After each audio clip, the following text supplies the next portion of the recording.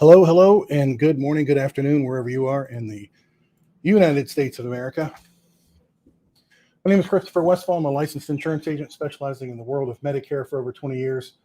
I have an agency called Senior Savings Network. We are licensed in almost every state in the United States. We help people from coast to coast. Over there on that side, on your right side, you will very likely see a live chat comment thing going on. And in that, I would encourage you, if you have a question about Medicare that I can possibly answer, please put it in there. There have been so many questions coming through our office of late, and I want to see if I can help you with your Medicare issues. And we have been doing nothing but that, a lot of it in our office over the last year, but most importantly, over this last Medicare season. I'm going to pull up my audio and see if it's working. So pardon the intrusion for a second. See here. So there are going to be a lot of questions asked today, which is good. Again, I encourage you to ask those questions over on the right-hand side. Put them in there in the comments. What I'm going to tell you is my opinion based on over 20 years of research and experience, because sometimes you'll find something in the printed manual, even the famous Medicare book over there, and it won't be accurate. Why is that? Because there are some academics that do Medicare and don't actually practice it to perfection. And that's what we've done. And I think that having gone through so many experiences with people, wait a minute, did it not work at all? Let me see, make sure it's working. Hang on 1 second, sorry about that. I'm getting a little glitch on my side. Not sure if it's working or not. Okay, good deal. I think it is. So we're going to run through some health questions, like we're on the phone with people. It has been a very, very, very long couple of weeks. Been working till at least midnight, at least like last night and the night before, answering questions that have been coming in. Can't keep up with absolutely all of them. That's why we have a very good, awesome, actually, team of dedicated people. You'll see here, so I can get to them. There's our dedicated group of people that are back there processing applications, helping people, answering questions as we go. And we're doing our very best to be all things to all people. I know that's kind of impossible to be all things to all people. I'm going to share with you today some of our limitations and some of the things that you need to know so that you're not behind the eight ball and that you are not left out in the cold on something that you could have done that you should have done. That's what we're going to go over. So I'm going to go to a question that came in yesterday. There's sometimes a process and a course of action that you have to go through when you're doing things with Medicare. They have to be done in order. This particular person wrote to me last night, did not do things in order and risks having no coverage whatsoever with their Medicare. So as a result, I want to share this with you. And so hopefully this does not impact you and you don't have the same kind of thing happen. She said, last week I called Medicare about extra help with Part D. And that's if you're in a lower income, you can call Medicare. You can see actually online what the income thresholds are for 2022. And if you have low income, you can get help with your Part D, even get help with your Part B premium payments of Medicare. It's not a hassle to apply for it. You can do it with one simple form online. And we'll talk about more of that in 2022. But anyway, she called to ask about help with extra help, they call it. They changed her Part D provider for her. Okay. I also asked the young man to change me back to original Medicare from my Advantage plan, and he did. Well, he didn't really.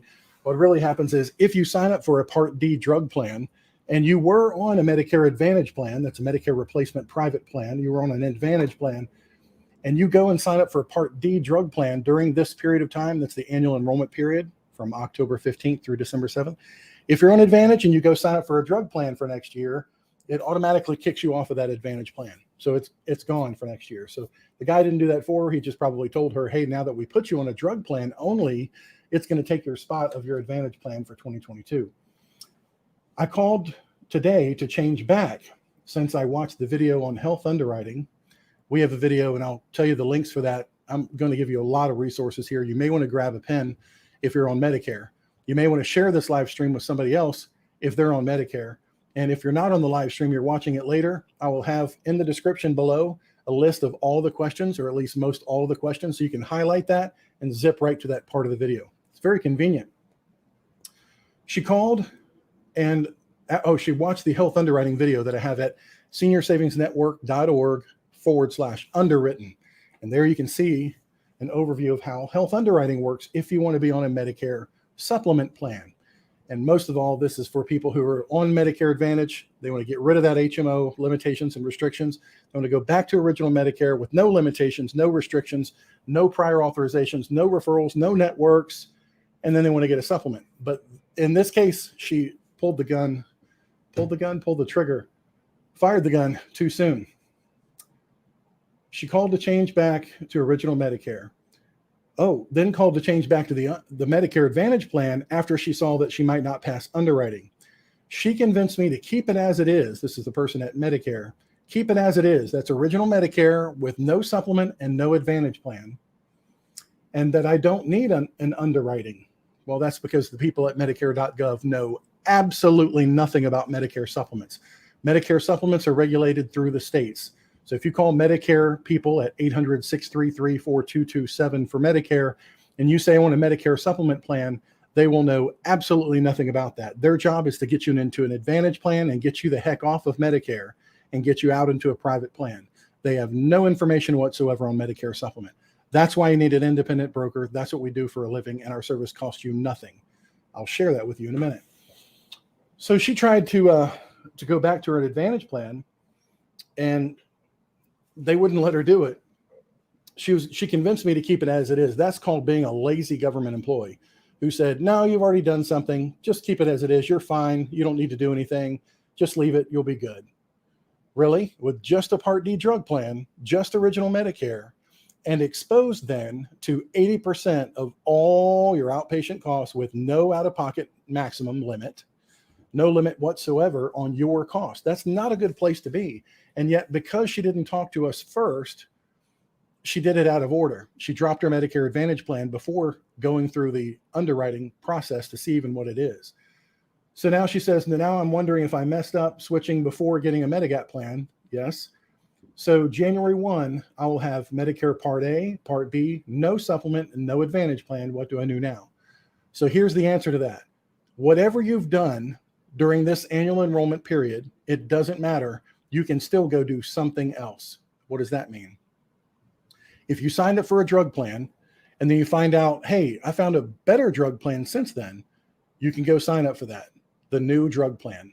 And the last application in before December 7th at midnight, that's 3 a.m., which is when I'll be working till, on December 7th, because it's midnight in California where we have a lot of clients. The last application in to Medicare electronically or an application through an agent, the last application in is the one that will dominate your account as of January 1. The last one in is the one that goes into effect. So if you signed up for a Medicare Advantage plan, you say, you know what, I changed my mind. I want a drug plan only. Go sign up for the drug plan only. Do it before midnight, 12/7, and the last application in should be the one that takes effect on January 1. If you sign up for a drug plan, the premium doesn't look right, and you're not getting an income-related adjustment based on your income 2 years ago, where they jack up your rates specific to you because of your high income. If you accidentally signed up for the wrong plan and your premium looks goofy, go sign up for the right plan. I have a super easy way you can do that. It's at our website, and I'll give you these links to write down where you can write it from the screen here later. But our website where you can sign up for a drug plan, so easy on your own, real easy, is startpartd.com. Start Part D. Part D means your drug plan, part of Medicare. Startpartd.com. Interesting question. Yesterday, somebody left a voicemail 11 p.m. last night and said, I'm going on Start Part D to sign up for my drug plan, but it's asking me for my Medicare number. Do I really have to give my Medicare number to sign up for a Medicare plan? Yes, unfortunately, you do. That's how Medicare identifies you. So on startpartd.com, once you're in there, you'll see it's a secure site at the top. It's encrypted, totally safe. And if you already know the drug plan that you want, you simply put in your zip code, look at the plans, click on Add to Cart, Continue, Enroll.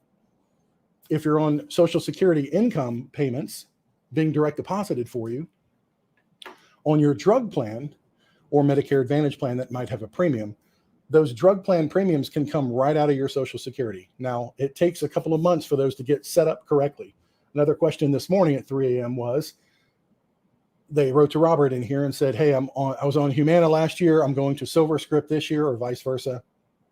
Do I need to let my old company know that I'm changing to the new company because I don't want my old company going into my Social Security. I want my new company doing it. That does an automatic change. You never have to go back to your old drug company and tell them, hey, next year I got a new drug company. Those payments are administered through the Social Security Administration. And when they do, they stop one and they start the other. You don't have to notify your old company. That's a little bit different in the world of Medicare Supplement, where if you're approved for the new Medicare Supplement, we will, if you're our client, remind you that once you're approved for the new Medicare Supplement, on the day that that takes effect, you will have need to cancel your old Medicare Supplement because you can't have more than one. So what my point is here is it pays to go in order, to do things the correct method. And that's what we help people walk through so that they're not on their own. If you have any questions that I can help to answer, again, this is the opinion of a licensed insurance agent, and I don't work for Medicare. I don't work for the U.S. government. We are licensed through the insurance departments to help with Medicare things, and we have training on that every year. But I'm not an employee of the U.S. government or of any government anymore, thank God. But your questions, if they're all asked off to the right, does not mean I'll guarantee to get to your question. And if I haven't, I apologize for that. We have the limitations of a live stream going out to folks, and we can't get every single thing in. But I encourage you to ask that question off in the live stream. The biggest questions we've been receiving is, can you sign up for a Medicare Advantage? Is it too late to sign up for a Medicare Advantage right now? One second. So if it's before December 7th at midnight and you're watching this, no, it's not too late. All the call centers are probably going to be open. You can go to Medicare and do it. Medicare's open 24 hours a day. You can go to the Medicare Plan Finder tool, which is on Medicare. They can do it with you. You can also go to our tool, which is Medicare Advantage nearme.com, Medicare Advantage nearme.com. And you can sign up for an Advantage plan. You can see what are available in your areas, and you can compare plans side by side. And if you want to, you add that plan to cart and you go simply enroll. So no, it's not too late. Thank you. As long as it's before midnight of December 7th for you to enroll. That's my wonderful wife, Nicole. It's not too late for you to enroll in a Medicare Advantage plan if you wish to do so. Now, before you do so, I would highly encourage you to get educated about Medicare Advantage and what you're giving up and what world you're going into. There are some benefits and there are some lots of limitations on Medicare Advantage plans as a whole, specifically with regard to prior authorizations, and see what the American Medical Association, the American Hospital Association, the American physicians that deal with diabetes and hematology, what they all have to say about prior authorization and how they're really detrimental if and when you ever really need care of any length. That's a problem. But you can get all that education at a website I made, and I'll give you a list of these at the end. Might go back to them, refer to them several times, but it's called allaboutmedicareadvantage.com. Allaboutmedicareadvantage.com. Important that you hear from the doctors, see what the specialists have to say. There's a cancer treatment specialist, there's an orthopedic surgeon in there. See what they have to say about working with managed care and opting out of your original Medicare for a Medicare Advantage plan. But the answer to this, is it too late for Medicare Advantage? Not until it's midnight. If it's midnight on 12/7 or thereafter, you have to wait till your next period. Now, there's some exceptions to that. We'll get into a few of those. Is it too late to sign up or change your drug plan? No, it's not, as of the day of this live stream. If it's after 12/7 midnight when you're watching this, the next period for changing your drug plan is the new annual enrollment period, which is October 15th through December 7th of every year.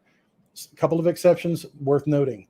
If you're on a Medicare Advantage plan and you want to go back to a original Medicare plan, then you can sign up for a drug plan as well. But for most people, it will be too late as of midnight. You can still go to our website, as I mentioned, startpartd.com. Type in your zip code. You don't have to put in all your drugs in pharmacies. So many people now are very healthy. It's wonderful, especially if you're 65 years old and so forth, very young. You take no medications, or the ones that you take are very generic. They're very simple drugs. Yes, it's possible to not put your drugs in, not put your doctors in. Don't put anything in, no pharmacy, nothing. If you want to, look at the list of drug plans. It'll be sorted by the lowest monthly cost, and just click add to cart and enroll. You can do that in 5 minutes, especially if you just wanted to come out of your Social Security. You can also have it come out of your checking account if you wish. And again, that's a secure site. Deadline on changing or starting a drug plan is on midnight, except for certain cases, and we'll talk about those next. Is it too late to sign up or change your Medicare supplement? No, it's not. You can sign up or change your Medicare supplement plan 365 times a year. Now, we don't work 365 days a year, but you could technically sign up for a Medicare supplement or change your plan or compare your plan or think about changing your plan absolutely any time of the year. And what happens in our office is we get so many people that try to do this Medicare supplement comparison, over 100 that I've talked to in the last 48 hours, who say, I have been a client of yours for a long time. I heard on the news about 50,000 commercials that I need to do something with my Medicare. I love my Medicare supplement. I don't need to change it, but can you call me and let's just go over the Medicare supplement options right now? And it's the 6th of December. No, we can't. We just have absolutely no more capacity between now and the finite end of business period on 12/7. It doesn't matter. We can review your Medicare supplement any time of the year. So we have a neat new calendar system we've been using this year, and people are booking their times on the calendar to go over those options for Medicare. If they need to be underwritten to look at a new plan, they go to seniorsavingsnetwork.org/underwritten, and you can see what underwriting's like. You can book a time on our schedule, no problem. If you're an existing client with us at Senior Savings Network and you wish to review your plan, it doesn't matter if your plan renews in February or June or July or next November. You can review and change your supplement plan any time of the year. The only question is, can you qualify through underwriting? And you can see that at seniorsavingsnetwork.org/underwriting. There's no constraint, no time limitation whatsoever on getting a Medicare supplement. There's just not. So if you've left us a message in one of the hundreds that have called in the last 48 hours to say, please call me to go over all my Medicare options, and we're not able to get back to you, it's because we're trying to prioritize the people who have a drop dead deadline of getting something done by 12/7. We're doing the absolute best we can. And it's not just our agency, it's every agency across the country. We've been getting communication from all of them that so many people have waited to the last minute, but there is no last minute because they're just doing a Medicare supplement.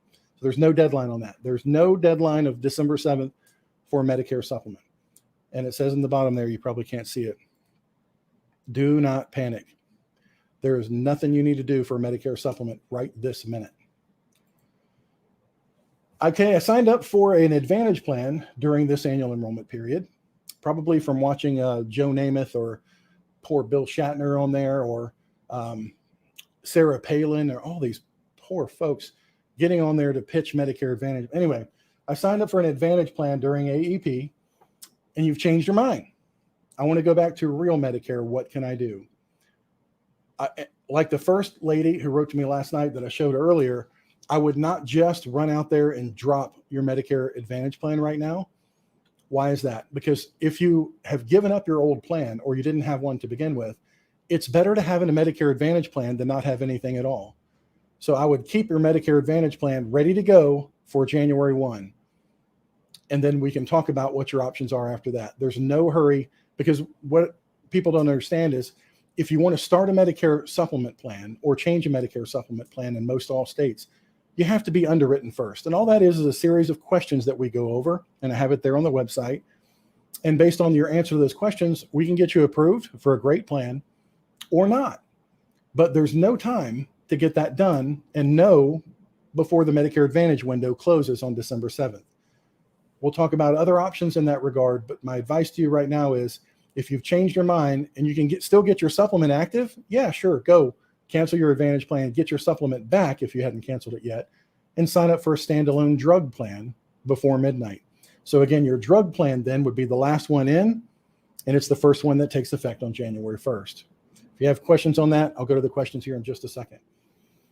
Here's a huge tip, hundreds of voicemails I've seen in the last 48 hours. If you leave us a voicemail, please leave more than just your name and your phone number saying, call me back. If you can tell us what you need, and now probably 95 or 99% of our clients have texting on their phone, and we can send you the answer to your question by text in 3 seconds, and you're good. You've got that question answered.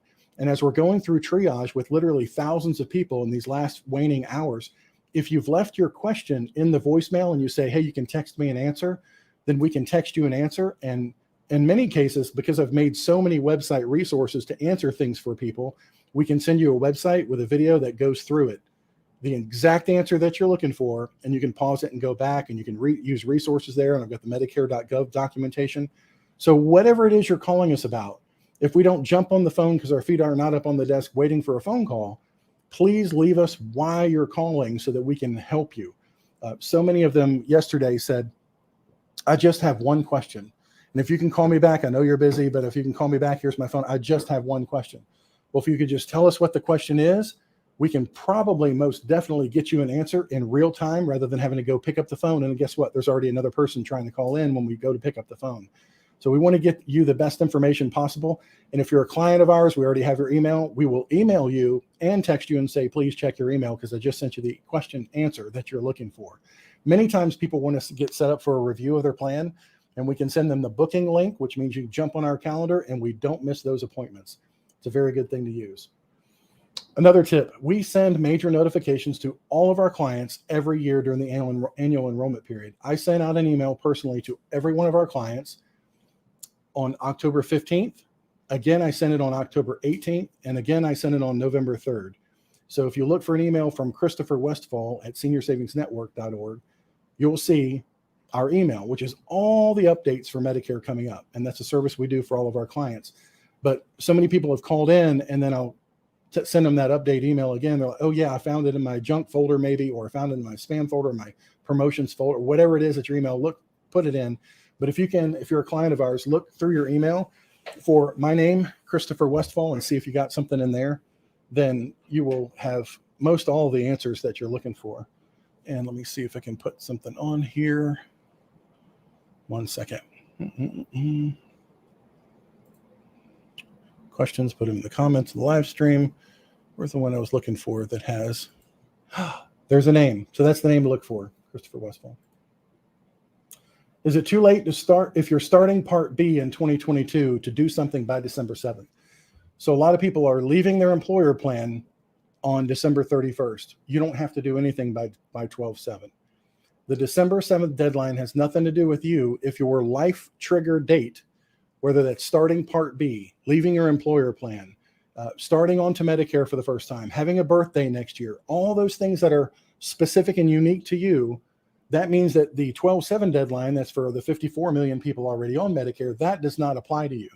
You get your own special happy window, your initial election period for starting on Part B, your special election period for leaving an employer plan, your IEP2, if you're in Europe and you stopped Part B, you're coming back and you're starting Part B. There's so many things that are unique to you that if you're doing anything new with Part B next year, starting it or leaving employer plan, starting it, turning 65 and starting it, no, 12/7, December 7th, midnight has nothing to do with you. And you don't have to try to cram into this time frame. It'll be much more expanded, a lot less stress, and more options that we'll have time to go over at your leisure. And you can book a time on our website for an easy appointment. So we have nothing but you to focus on. So if anything new is happening for you next year or more than 6 months out, certainly don't have to do anything now. If it's within 6 months, we can look at your options and go over those with you, because the accurate rates for Medicare plans are 6 months before the actual event happens. So 6 months before your Part B happens, I can tell you what the Medicare supplement rates would be and what the market looks like 6 months ahead. But beyond that, we call those early birds. Like if you're turning 65 in October of 2023, there's no point in even looking right now. I mean, you could book it on your calendar, but I would book it for 6 months out. Another common question, is it too late to get a dental, vision, hearing plan? No, not at all. A couple of resources we have, I'll show you at the end of the presentation today. You can get a dental, vision, hearing plan any time of the year that you want to. We have a couple of favorites out there due to client feedback and the fact that I own them and they work very well for paying claims. You can look at the most popular one. It's not in every state, but it's the most popular one by far is at AmericanDentalCoverage.com. AmericanDentalCoverage.com. It is a dental, vision, hearing plan that has no network. Well, I guess it does have a network that you can opt to use if you want to for more discounts, but you don't have to use a network at all. You can use any dentist, any vision care provider. And I'm talking about optometry, glasses and refraction, all that stuff. And hearing aids right now. Don't have to wait for it to possibly be in the Medicare law next year.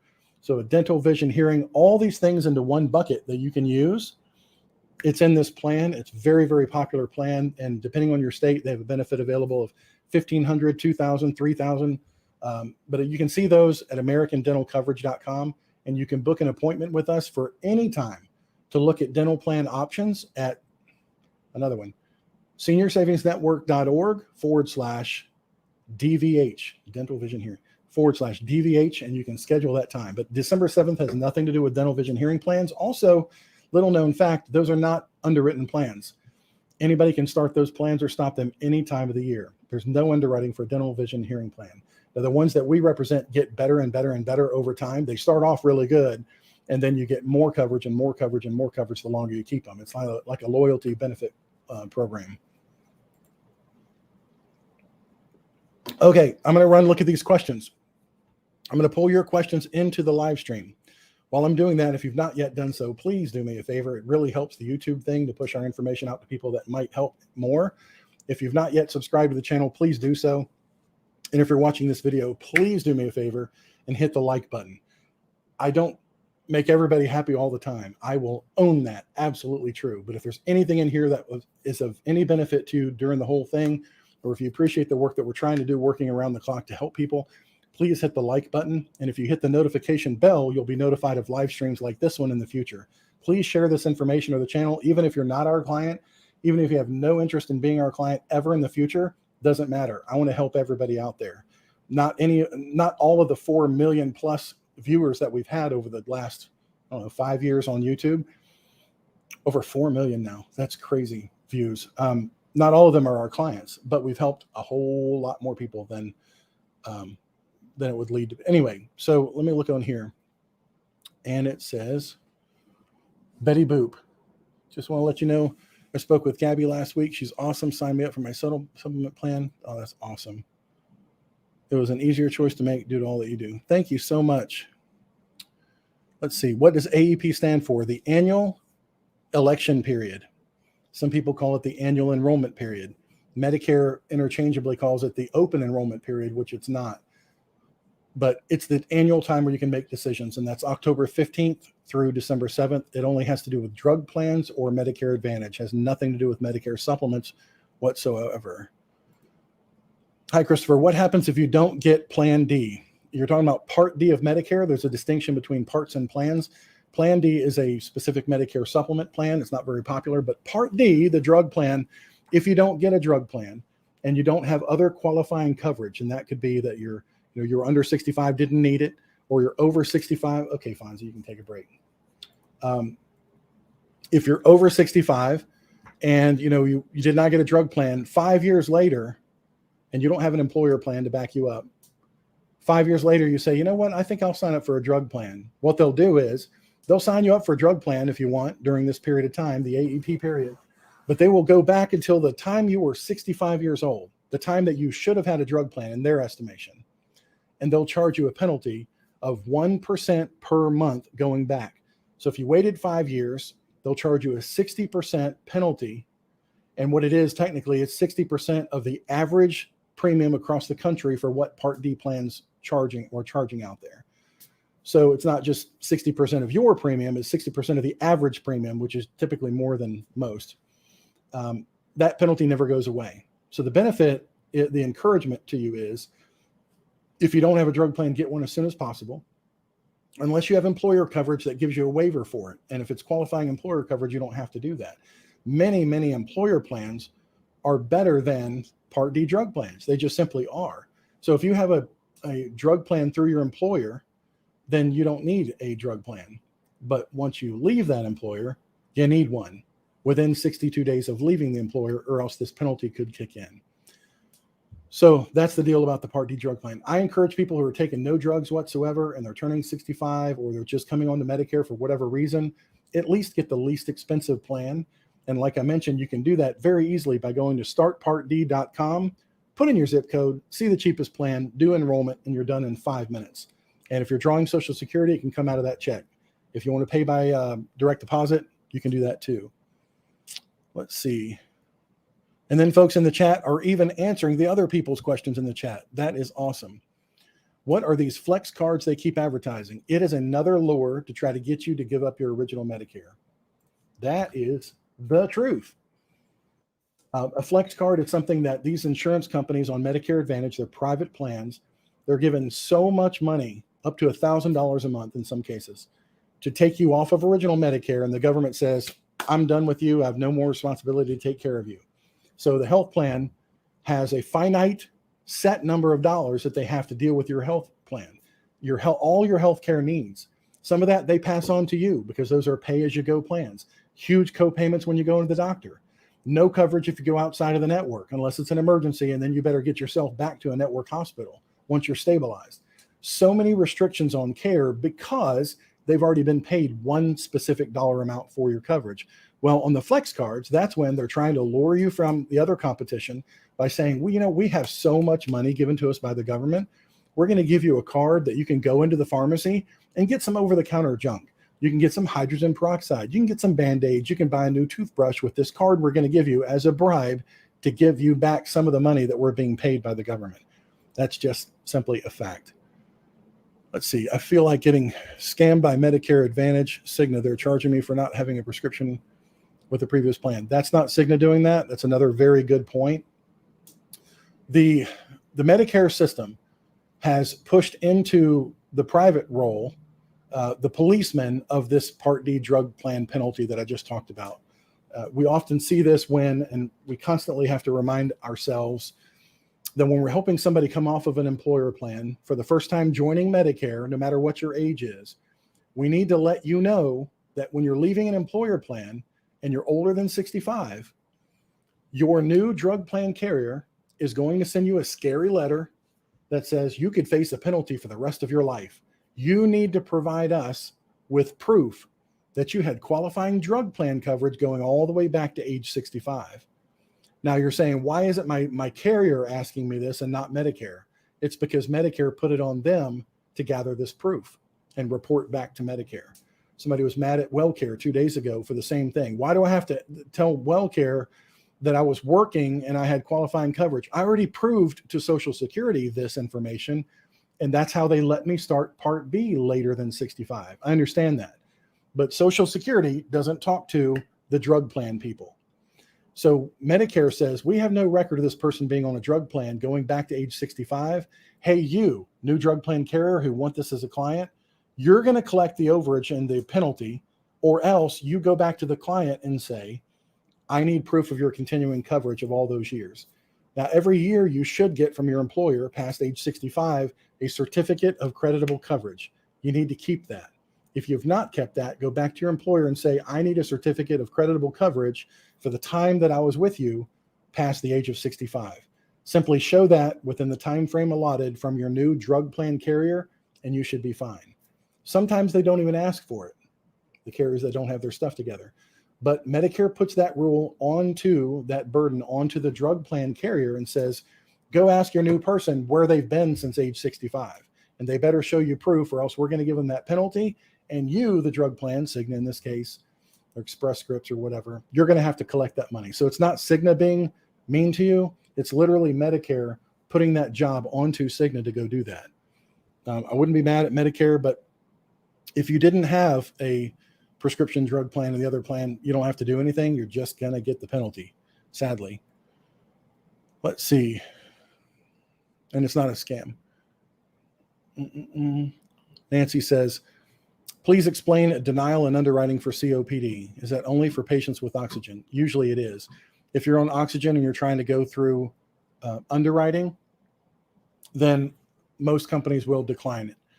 What insurance companies want to do, just like life insurance and a home insurance program or car insurance, if you're headed for a collision, heading for a fire, heading for a guaranteed claim, and your premiums are not going to reflect the fact that they're going to absolutely pay a guaranteed claim for you, if they can reject you, then they're going to reject you.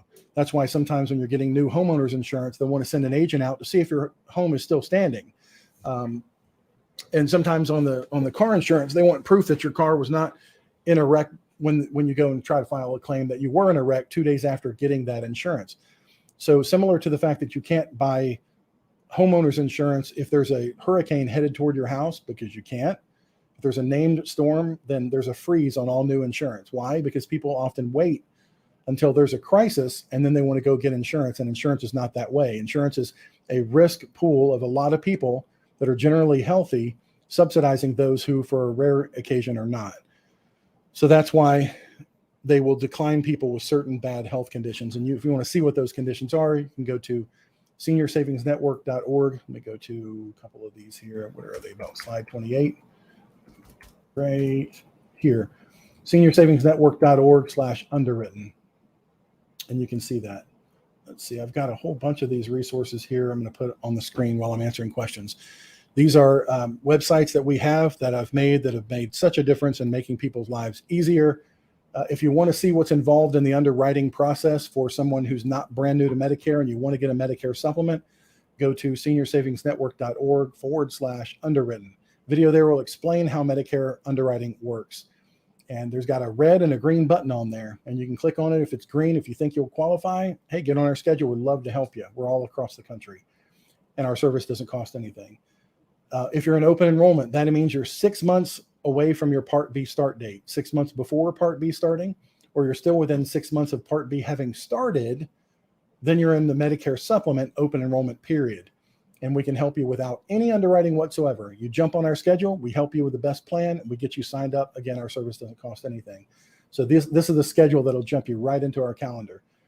If you're a current client, you want to look at renewal options. This explains that and gets you on our calendar through the appropriate team that handles that.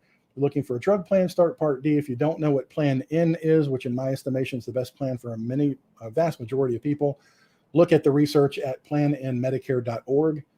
And then if you want to save money on your gas, which I've given just the other day, hit $1,800 back on my gas card, which is really neat, goes right into my bank account. You can look at this. So let me go back to the questions here. I ain't doing it. Said, I called Thursday and left a message, haven't heard back. Only have till tomorrow. I'm sorry. We cannot call back the thousands of people, especially if we don't know why you called or if you're doing something that has nothing to do with 12/7. That's what we're in the middle of right now is triage. We have 700 people to call back within, how many hours do we have between now and then? 16 hours.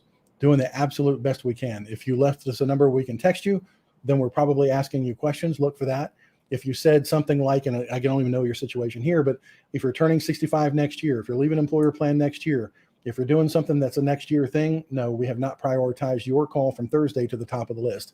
Or if I can look at my notes, we probably see we've left message. But yep, can't be all things to all people. Wow, look at that. Lily said, what is this program that the Trump White House started with Medicare called DEC Private Insurance and Wall Street Investors? I guess trying to privatize Medicare.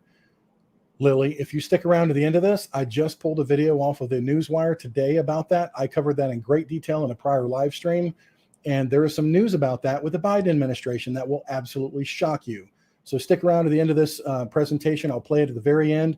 If you're watching this again in the live stream, in the replay, go all the way to the end. You'll see that video where they talk about that very thing being continued in the Biden administration. That's not a Republican thing. It's a coming Medicare thing. Sarah said, I have an Advantage plan right now and want to see if I can change to Plan N like in your video, but I don't feel like I have time left. Do I have to wait till October of next year? No, you don't. Let me go to where I covered that a few weeks ago. And I'm just going to show you a slide from Medicare.gov. Since you asked, you're on an Advantage plan and you want to see if you can go back to original Medicare with no restrictions, no prior authorizations for procedures to try to save them money. Wow, Air Force Two flying out my window. That's pretty cool. We're in Charleston, right outside the airport, and I watch the fighter jets and everything fly around. That is neat. Sorry, squirrel. No, it's not too late for you. It would be too late for December 7th if you were going to try to get everything done by December 7th and have it start January 1. Yes, it's too late for that. Not because of us necessarily, although we are crammed.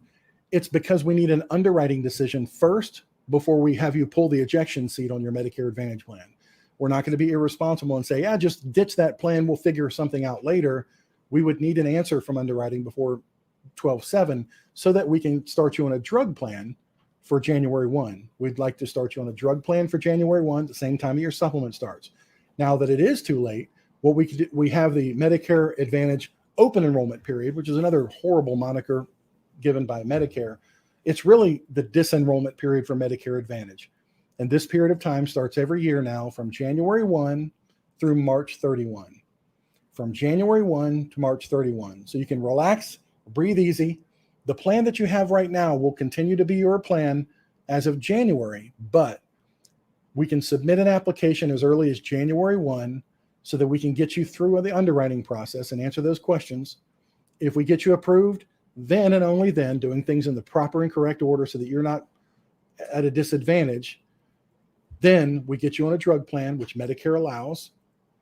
And then we help you with the Medicare Advantage plan cancellation. We get you all set up for Medicare Supplements. So you have the freedom, flexibility to go anywhere that you want to without a health plan telling you what restrictions they're going to place on you for that care. So it's important you do those things correctly. If you go to my website called seniorsavingsnetwork.org, it's way up there at the top, click on Medicare Help. You'll see a green button that says, I'm on Medicare Advantage and I want to go to Medicare Supplement. If you click that, I've got a video that goes through step by step by step. So again, even if you're not going to use my service, that's fine. Blessings to you and yours. But at least you'll know the proper method because many new agents don't. And I don't want you to just go jump into a Medicare Supplement plan with no answer from underwriting before it's too late. We don't do things out of order. For everything, there's a time and a season. We have to do things in the right order. So this is from the Medicare website right here, there. And it says during this next period of time, January to March 31st, you can switch Advantage plans if you want to. We can help you with that. You can drop a Medicare Advantage plan and return to original Medicare. That's the one that we're talking about. And once you do that, then we can help you get a drug plan, a standalone drug plan if you drop Medicare Advantage. What the Medicare book does not say, and it should have said in here, is don't do this until Chris has helped you with a supplement approval first. So don't just go dropping plans like the lady at the beginning of this thing did, bless her heart. I hope we can still help her, but don't go do things out of order because it could be very detrimental to your coverage, not have absolutely anything. Let's see. You did a video about what you believe the premiums will do in the future under Plan G and Plan N. You did not include high deductible Plan G. What are your thoughts about the future of high deductible Plan G premium? Mike, good question. High deductible Plan G pays claims in only 7% of the cases. That's research done by a leading company that focuses only on high deductible Plan F and high deductible Plan G. Very profitable for the insurance company. It appears to you to be very inexpensive, but in reality, it never pays any claims. Why is that? Because you've got a massive deductible of over $2,400 that you have to hit before the supplement company pays one dime. How often does that happen, that they have a major claim like that and they have to pay something? So seldom, in fact, that they hardly ever, if ever, have rate increases. So sometimes we put people on the high deductible Plan F in years past because they insist on it. They're the scientific accounting, technical type of folks. And they'll say, I've done the research. I'm never going to need this. Put me on the cheap, high deductible Plan G. And then guess what happens? A couple years into it, they'll say, why am I hitting all this money out of pocket? Why am I paying for this supplement that's not doing anything for me? That's because you insisted on being on that plan that pays nothing until you have a catastrophic event. And then you're going to be mad at us because we put you on the plan that you asked for without taking our advice. If you want to pay for insurance that'll do absolutely nothing for you, then buy a term life plan that lasts for 5 years. Those plans never and ever pay out. Why? Because they know just what the threshold is to get you to pay premium where they won't have to pay any claims on the back end. So that's my synopsis on high deductible Plan G and F. Hardly ever see rate increases. Why? Because rate increases are based on the trend of how many claims that they're having to pay. And if they never have to pay any claims, why would they ever have to raise rates? And they don't. Bill said, happy birthday tomorrow. Thank you so much, Bill. I did time, coincidentally, the Medicare end of the season to be on the same day as my birthday so we can celebrate both things and have it as a tax write-off for my company.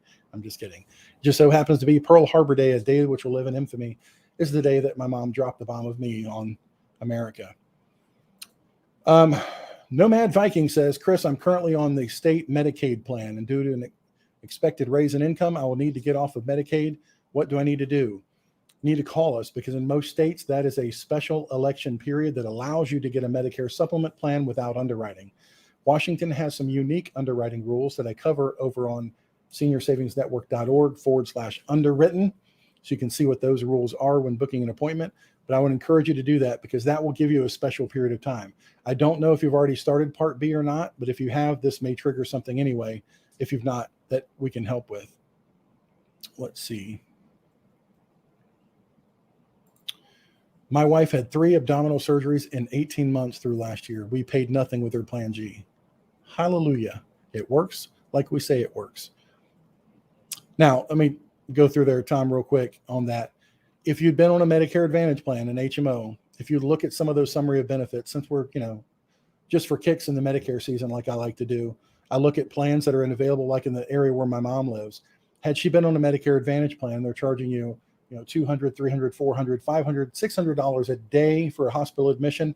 You go in there for 2 or 3 days per surgery, and then you have the rehab costs and the physical therapy costs and all those kind of things.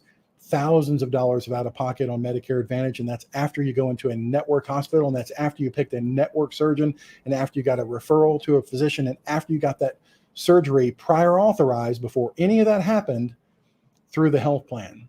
Thank God you were on a Plan G for that. That's awesome. Jackie, awesome picture on your YouTube profile. If I'm retiring at the end of next year and I've not signed up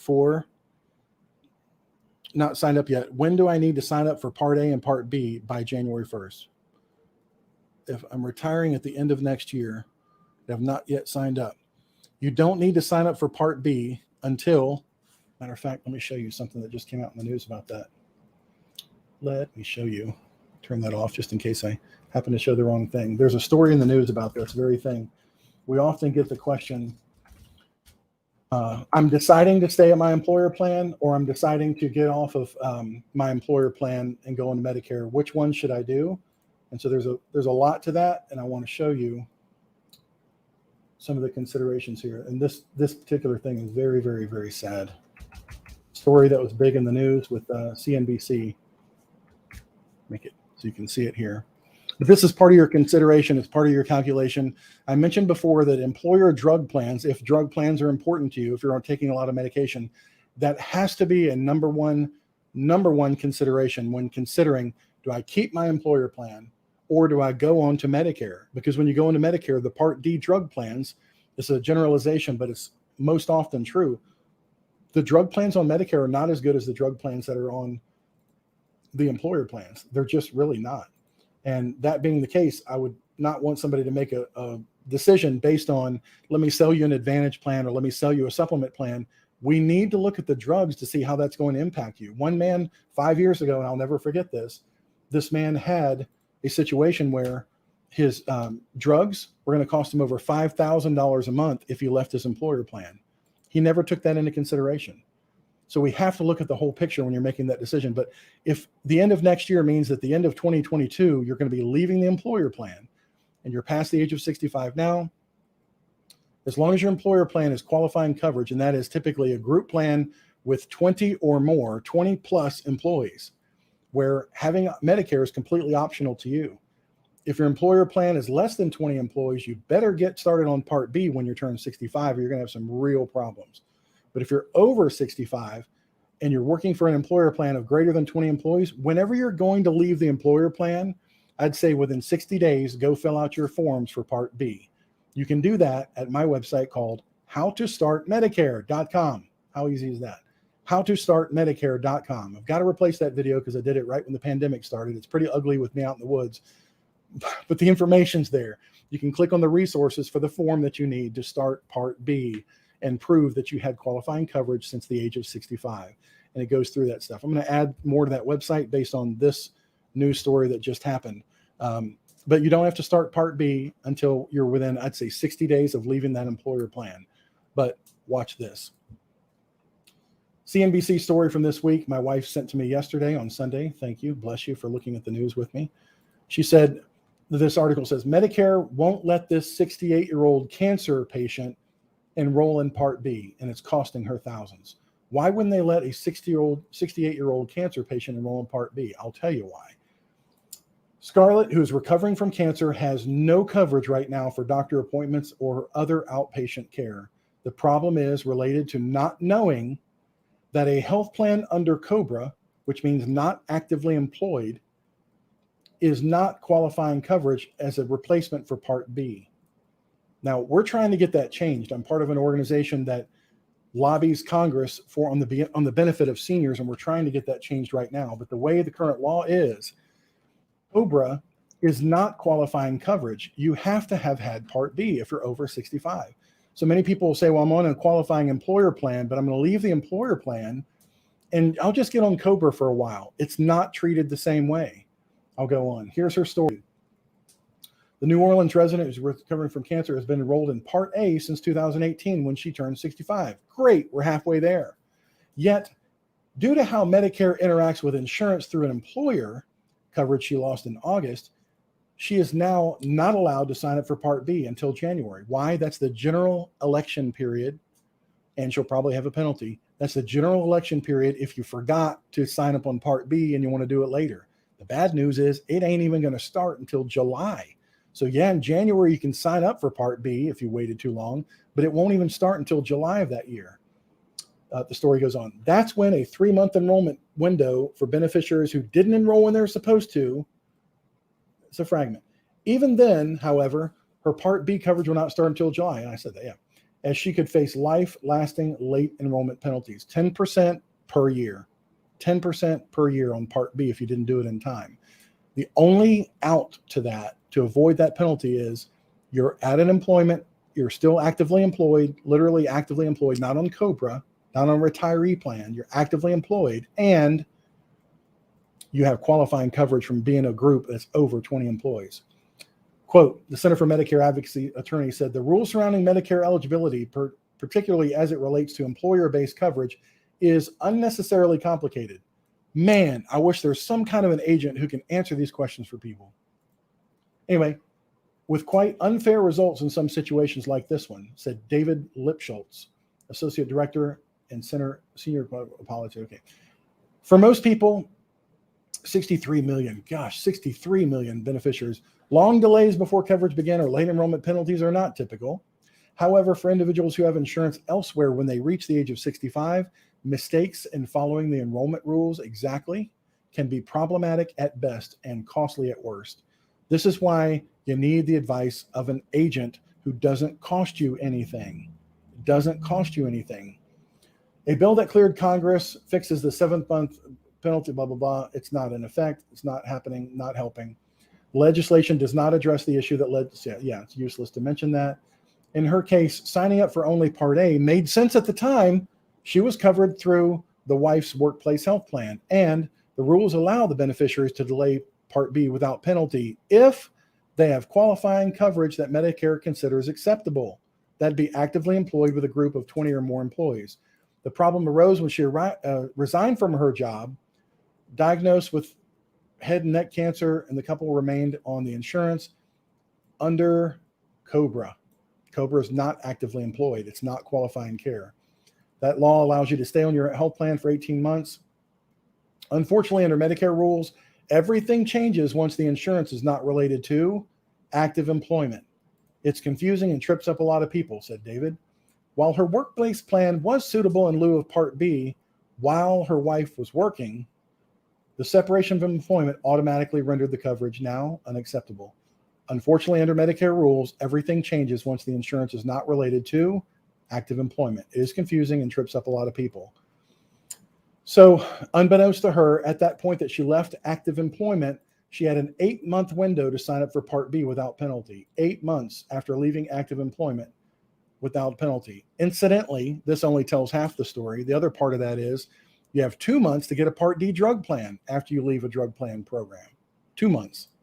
So you need some help on this stuff. In 2019, 764,000 people paid this late enrollment penalty.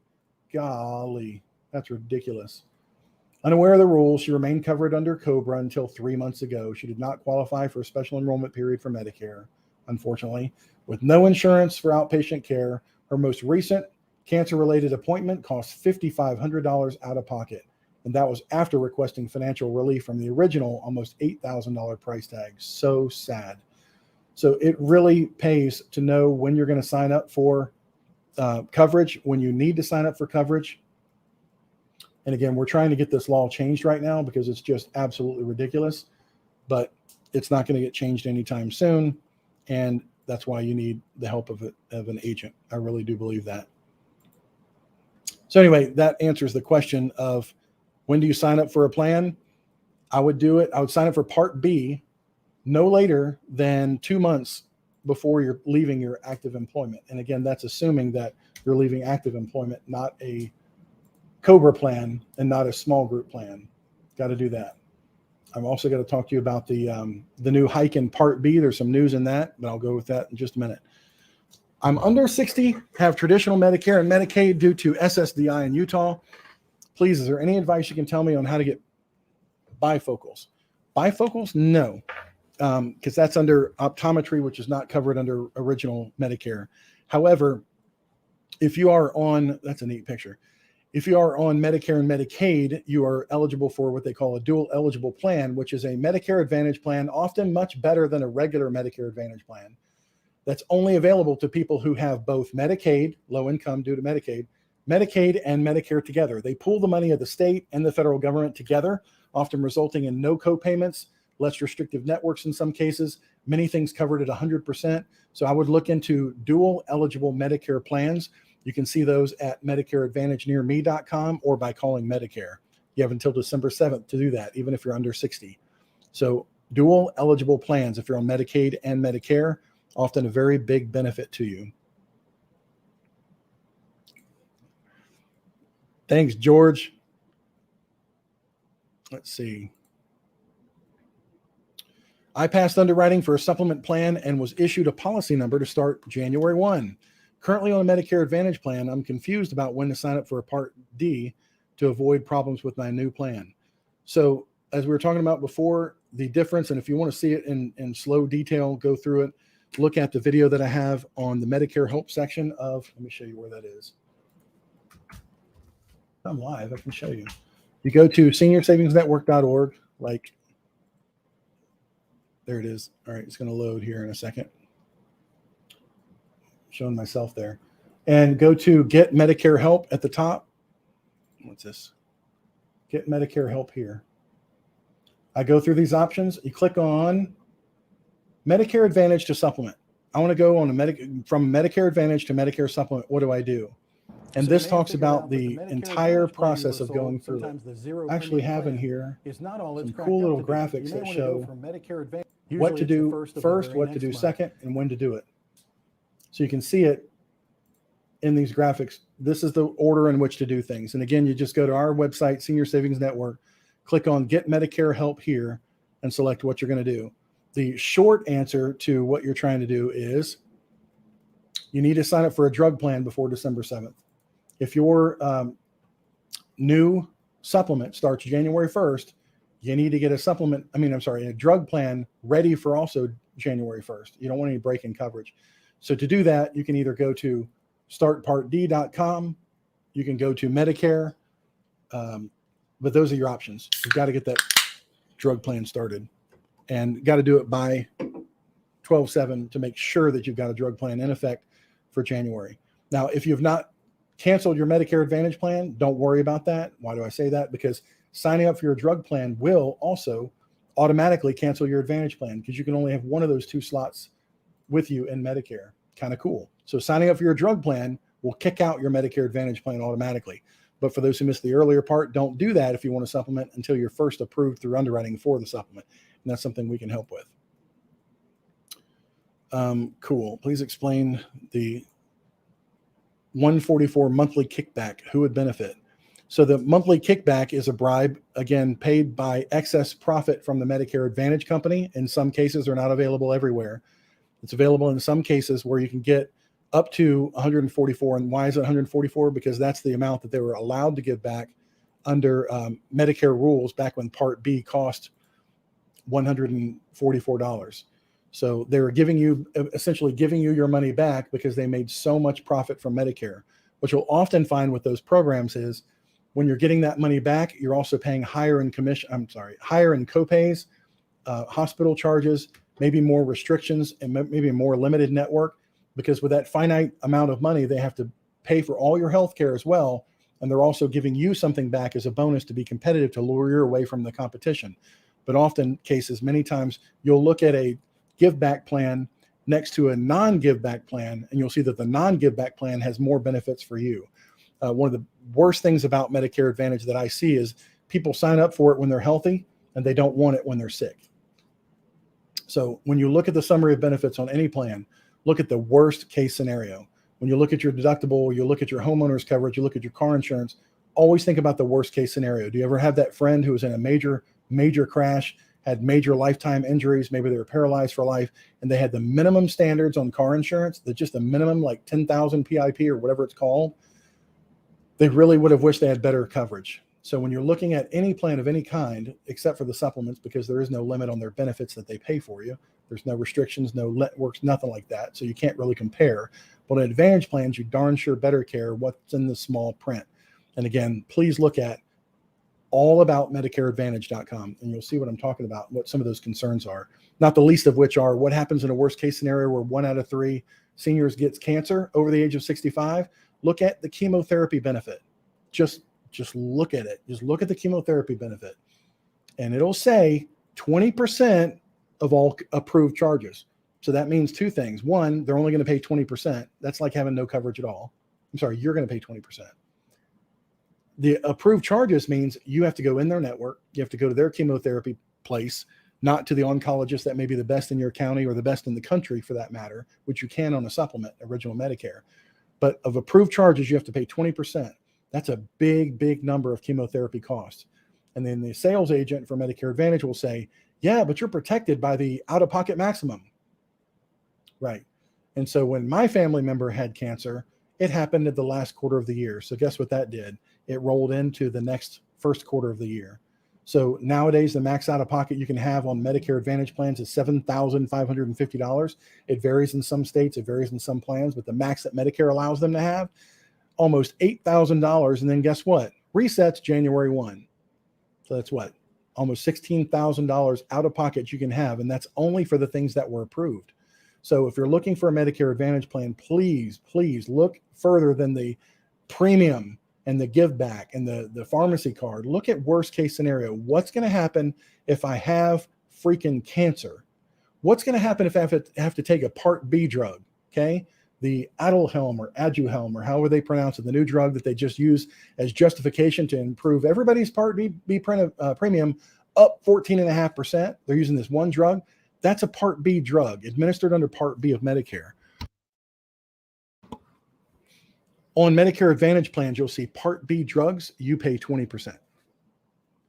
That drug is $50,000 per person per year. $50,000 per person per year.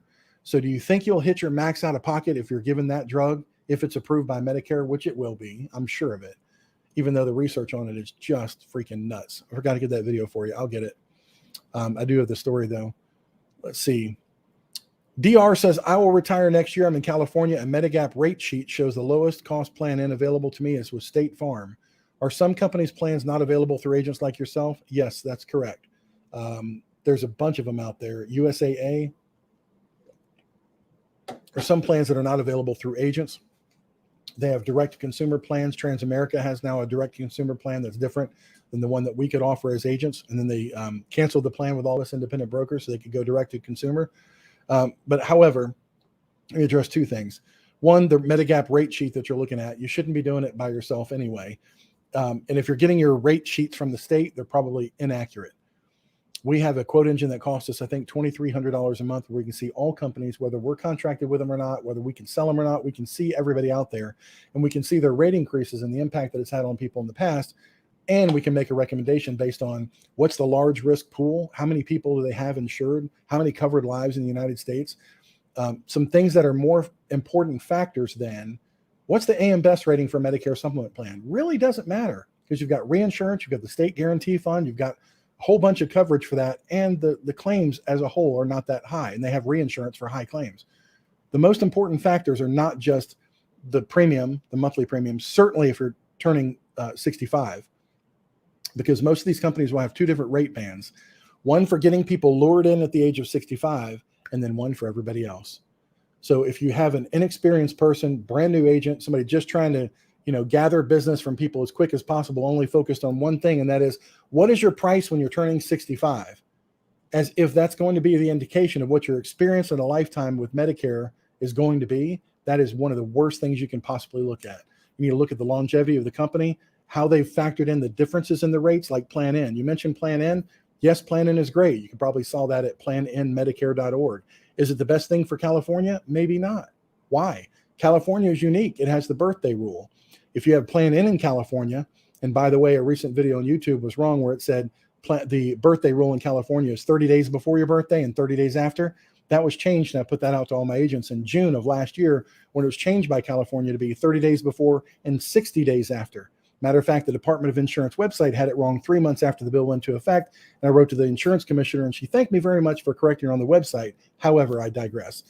The Medicare birthday rule in California says you can go from a same to same plan on your birthday, no underwriting needed. Awesome.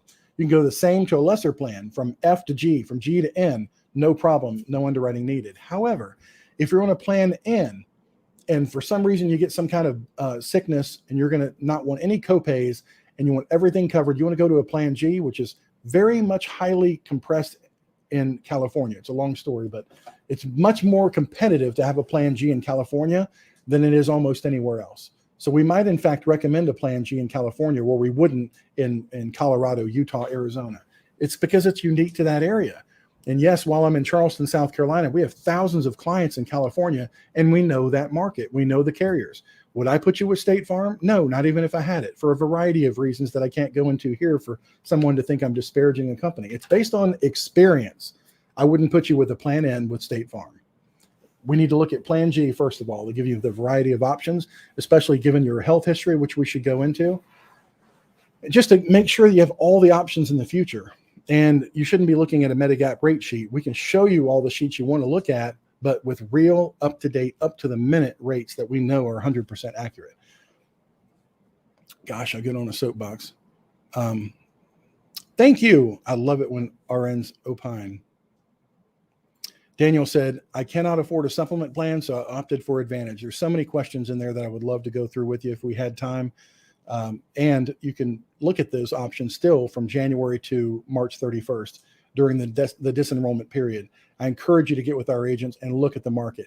If you yourself have looked through just the rate sheets out there and you didn't see all the plans that are possibly available, maybe some new plans came to the market, maybe there's a plan letter that you did not give full consideration to because you didn't understand it, let a licensed professional who costs you nothing look at those options before you completely give up and turn your life over to a managed care plan. I just encourage you to do that. And if an Advantage plan is best for you, again, get some professional eyes on that so you can make sure you're in the best plan. You can switch plans or disenroll from a plan from January to March. I encourage you to let us look at that for you. My supplement is $74 a month. Rock on.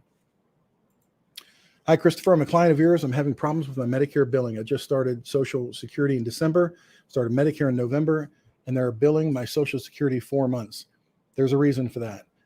I mentioned earlier that if you have Social Security income coming in, they should be drafting your premium for Part B out of your Social Security. Many people are very smart, and they're deferring the start of their Social Security income. Very smart. You get, what is it, 7 or 8% per year combined added to what will be your future benefit from Social Security, assuming that it stays intact. That said, you have to set up billing for your Social Security premiums. If you don't, they're just going to send you something in the mail, which may get lost nowadays. It may get there way too late, and you might lose your Part B. It happens so many times now. I would highly encourage you to go to mymedicare.gov and sign up for monthly bank draft with your checking account so that there's no interruption in your Part B premium payment.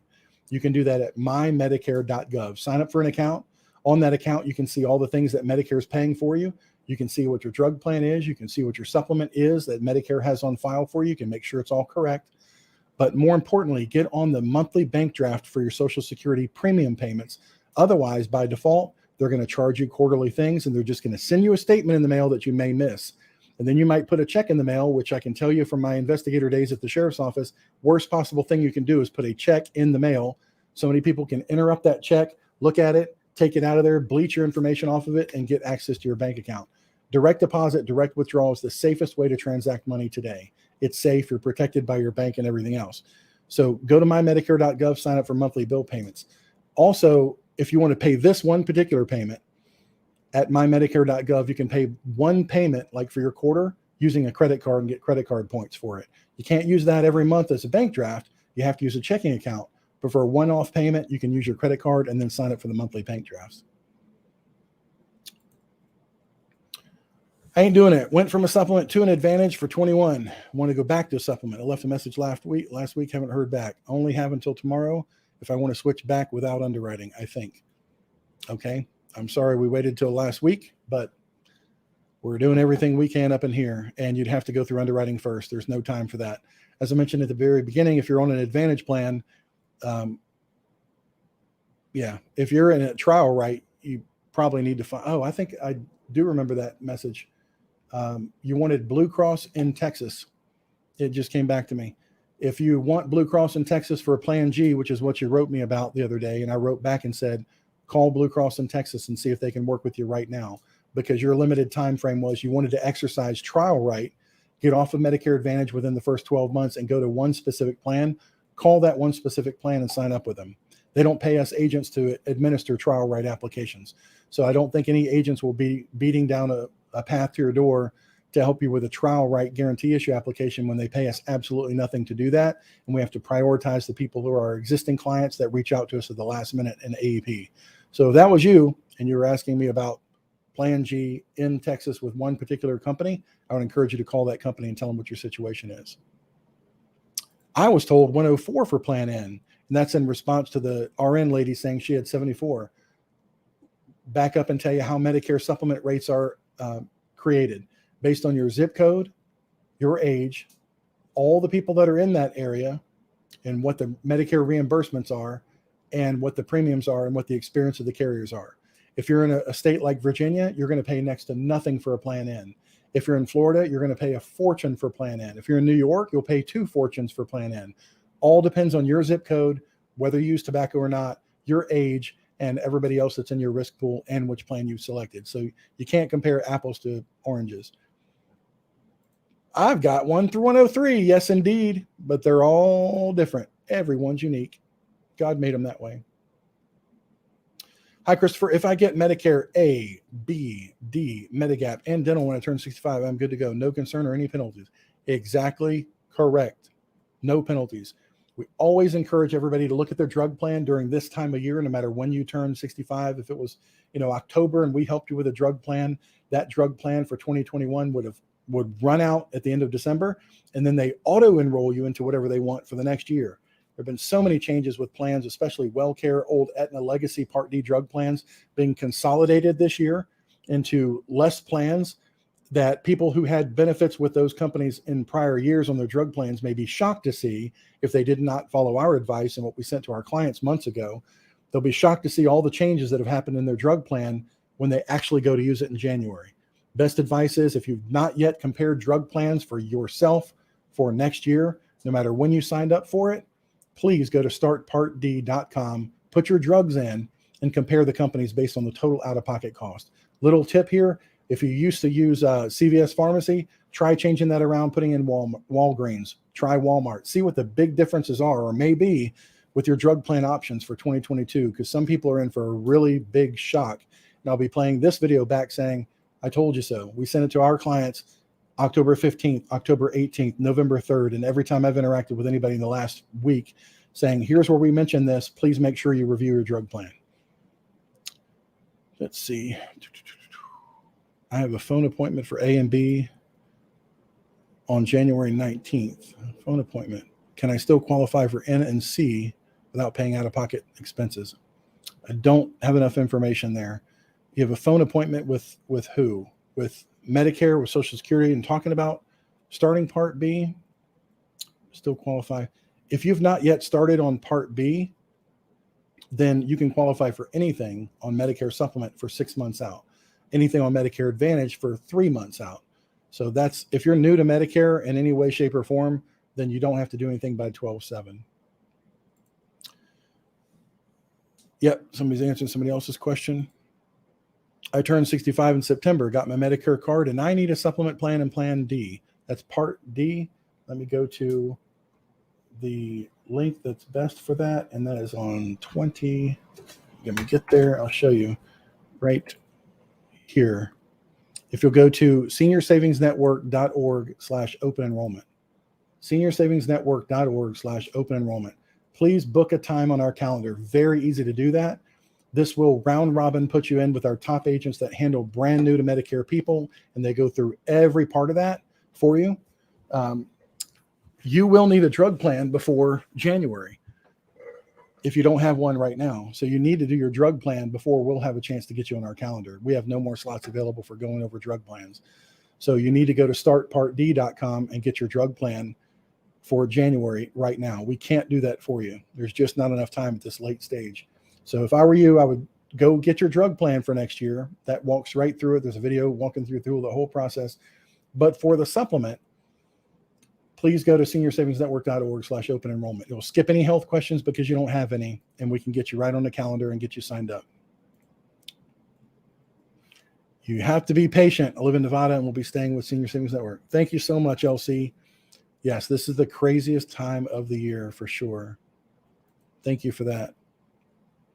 Let's see.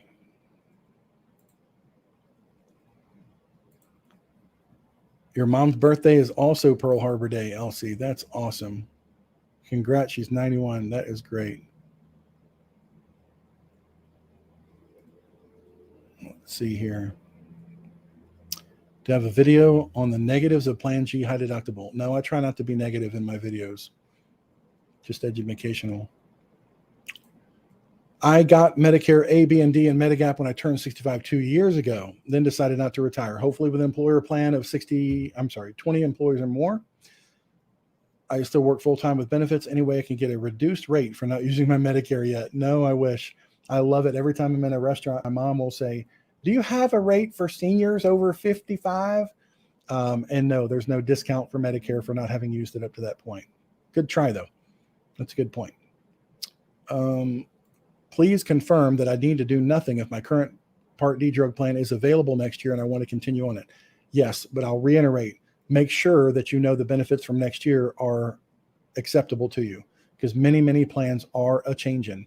We had this situation last year with one of the companies I won't mention.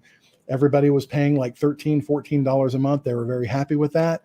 They dropped one of the biggest drugs that people were going to that plan for. It was Eliquis. I'll mention it to you now.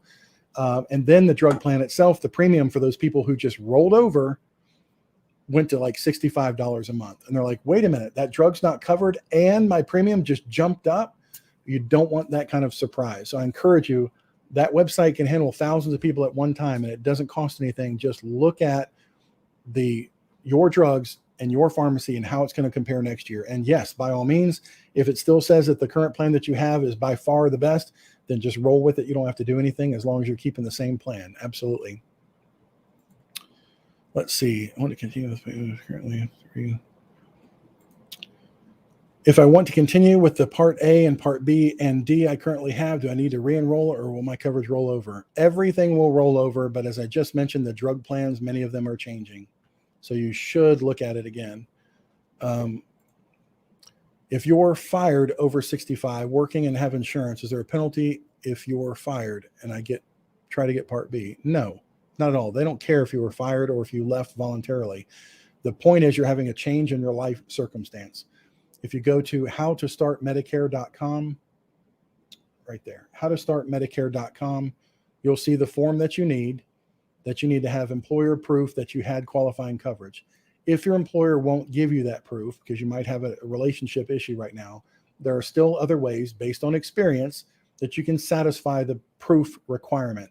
Those means can be a deduction on your paycheck for where you paid your health insurance premium at the workplace. It can be your ID card, especially if you've had ID cards that you've kept over the years.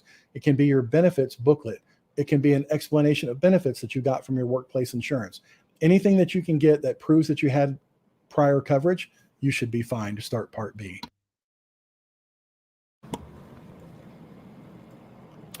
Is your phone number on your website? Yes, but our phones are all jammed right now. We have many contact forms that you can securely put your information there and tell us exactly what your situation is.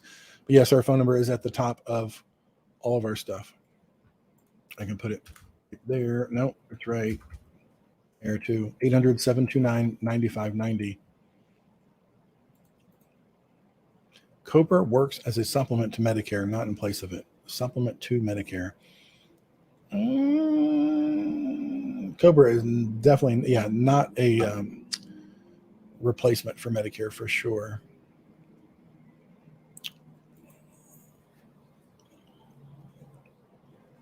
Look at that. We called you moments ago. Hallelujah. We have a big crew of people working as hard as they can right there. My birthday's tomorrow too. That's awesome. Sandy said, I passed your question right by. Sandy, I did not mean to pass your question right by. I have 100 on here. I'll go back and see if I can see it. There it is. I need a Plan B program that will work with Pennsylvania PaceNet. Can you help with that? I don't know about Pennsylvania's PaceNet. So I can't answer that question. Works with Pennsylvania PaceNet. I'd have to look into that. Can't answer that question right now. If you know what those plans are, be happy to answer that. Let's see. If you have a question, you've not yet put your question in, please put it in the live chat right there. Be happy to try to get to them. Can't get to all of them, I'm sure. Just signing up for a drug plan, kick me off of Advantage now or when my supplement takes effect. Anything you do with regard to a drug plan or any enrollment that you do for Medicare Advantage always takes effect on the first of the next month. So yes, if you sign up for a drug plan on December 7th at midnight, which is not too late, that is the end of the period. Some people have said, I have an appointment with your office on 12/7. That's too late. I'm scared about that. You don't have to be. It doesn't matter during AEP if you submitted your application on December 7th at 11:50 or December 1st or November 29th. So to answer your question, yes, now's the time, because anything you do right now in your situation will take effect on January 1. So if you sign up for a drug plan now, it's going to start on the first of the next month. Similar to the open enrollment period, the disenrollment period for next month. If you do any changes during that period of time, I've got that slide right here. If you drop your Advantage plan during the first quarter of next year, if you want to go back to original Medicare, if you start a drug plan during that period of time, and you can only do the drug plan if you've dropped an Advantage plan, anything you do in January kicks in February 1. Anything you do in February kicks in March 1, no matter if even it's the last day of the month. That's how Medicare works with their plans. Let's see. I canceled my mother's Medicare Advantage plan, not knowing it canceled out her Part D prescription drug plan too. That's because it was an MAPD, Medicare Advantage and Part D. It's the all-in-one plan. They just sandwich everything together without the benefit of a drug plan specifically best for you. It's just one packaged in the plan. So I canceled out my mother's Medicare Advantage plan, not knowing that it also took the drug plan with it. She wants to get her medication. It was $570. I called and reinstated her Part D. Can I do anything? You can't do anything for the time in which she did not have coverage. The good thing is that you got her on a Part D plan for January if you did it by December 7th. Hopefully she's also on a supplement plan, not subject to 80% of all Part B charges, not having any insurance whatsoever. Let's see. Fantastic. We'll call after tomorrow on an Advantage plan and want to go to plan. That's a Plan G in Colorado, but had cancer. Dang. It depends on when you had cancer. Most of the carriers are either 3 or 5 years on a look back with underwriting. So hopefully that time frame works and we can do something there. Delta Tango DT said, I turned 65 this year and am retiring next year. I have a stack of junk mail, literally 6 inches high. Oh, I'm certain of it. Having to do with Medicare, should have just throw them all in the trash. Absolutely. Or if you're a kind, one of our friend clients out there, put them all in a big package and send them to me. I love to review those things. They're a lot of fun. A lot of our local clients will bring them into me, just a huge pile of them. And we go through what people are promising and which ones are even legal and compliant with what they're putting out there. Delta, Medicare isn't just writing you because they're lonely. That's funny.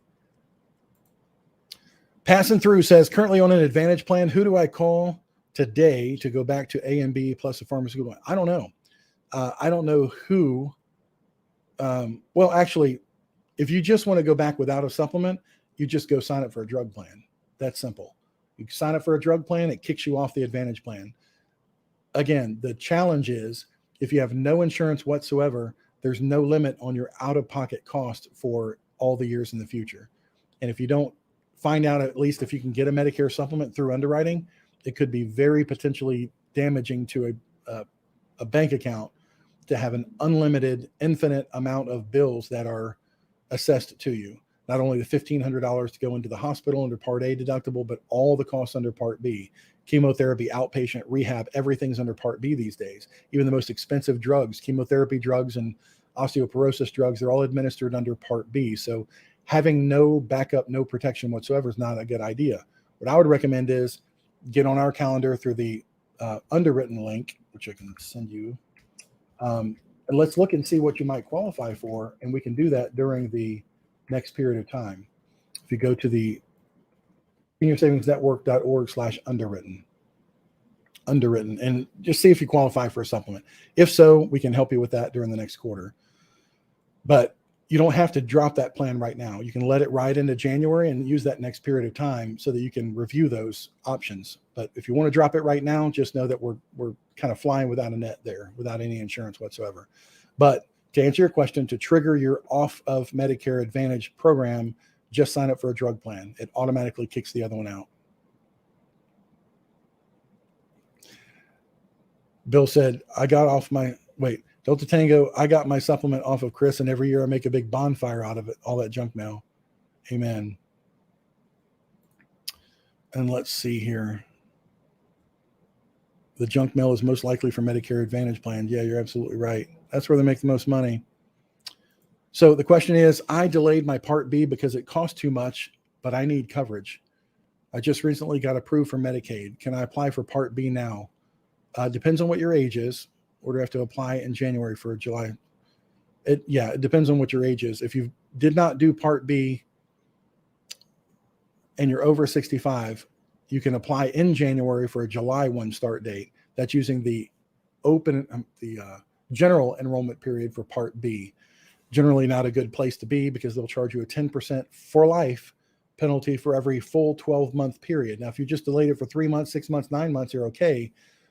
But we're looking at July when it starts. So any period from July of 2021 going backwards that you did not have Part B, it's going to be a 10% per year penalty added on top of what the premium already is, which just went up to $170 for 2022. By the way, interesting story on that that I wanted to cover. Let me show you this right here. This is very, very interesting to me, and that there's been a development on, I was the first one on YouTube to talk about the change in the Part B premium and how shocking it was and how horrible it was. Well, there's been a change. Many, many, many, many people wrote to me saying, leave Republicans, leave Democrats out of it. There's nothing that this administration could have done. This is merely the numbers in play. And there's nothing the administration could have done. I said, bull. The administration runs CMS, the Center for Medicare and Medicaid Services, which made a decision based on an unapproved drug to pass the worst case scenario impact of this drug that's not even approved yet, that's barely squeaked through FDA approval under very clouded circumstances that are now under investigation from the Office of Inspector General. All that weird, murky stuff going on. And yet they're going to say that due to that, CMS made a decision, a preeminent decision based on no actuarial data whatsoever. Let's just pass on a huge Part B cost price increase to everybody on Medicare. It's absolutely stupid. Should never have happened.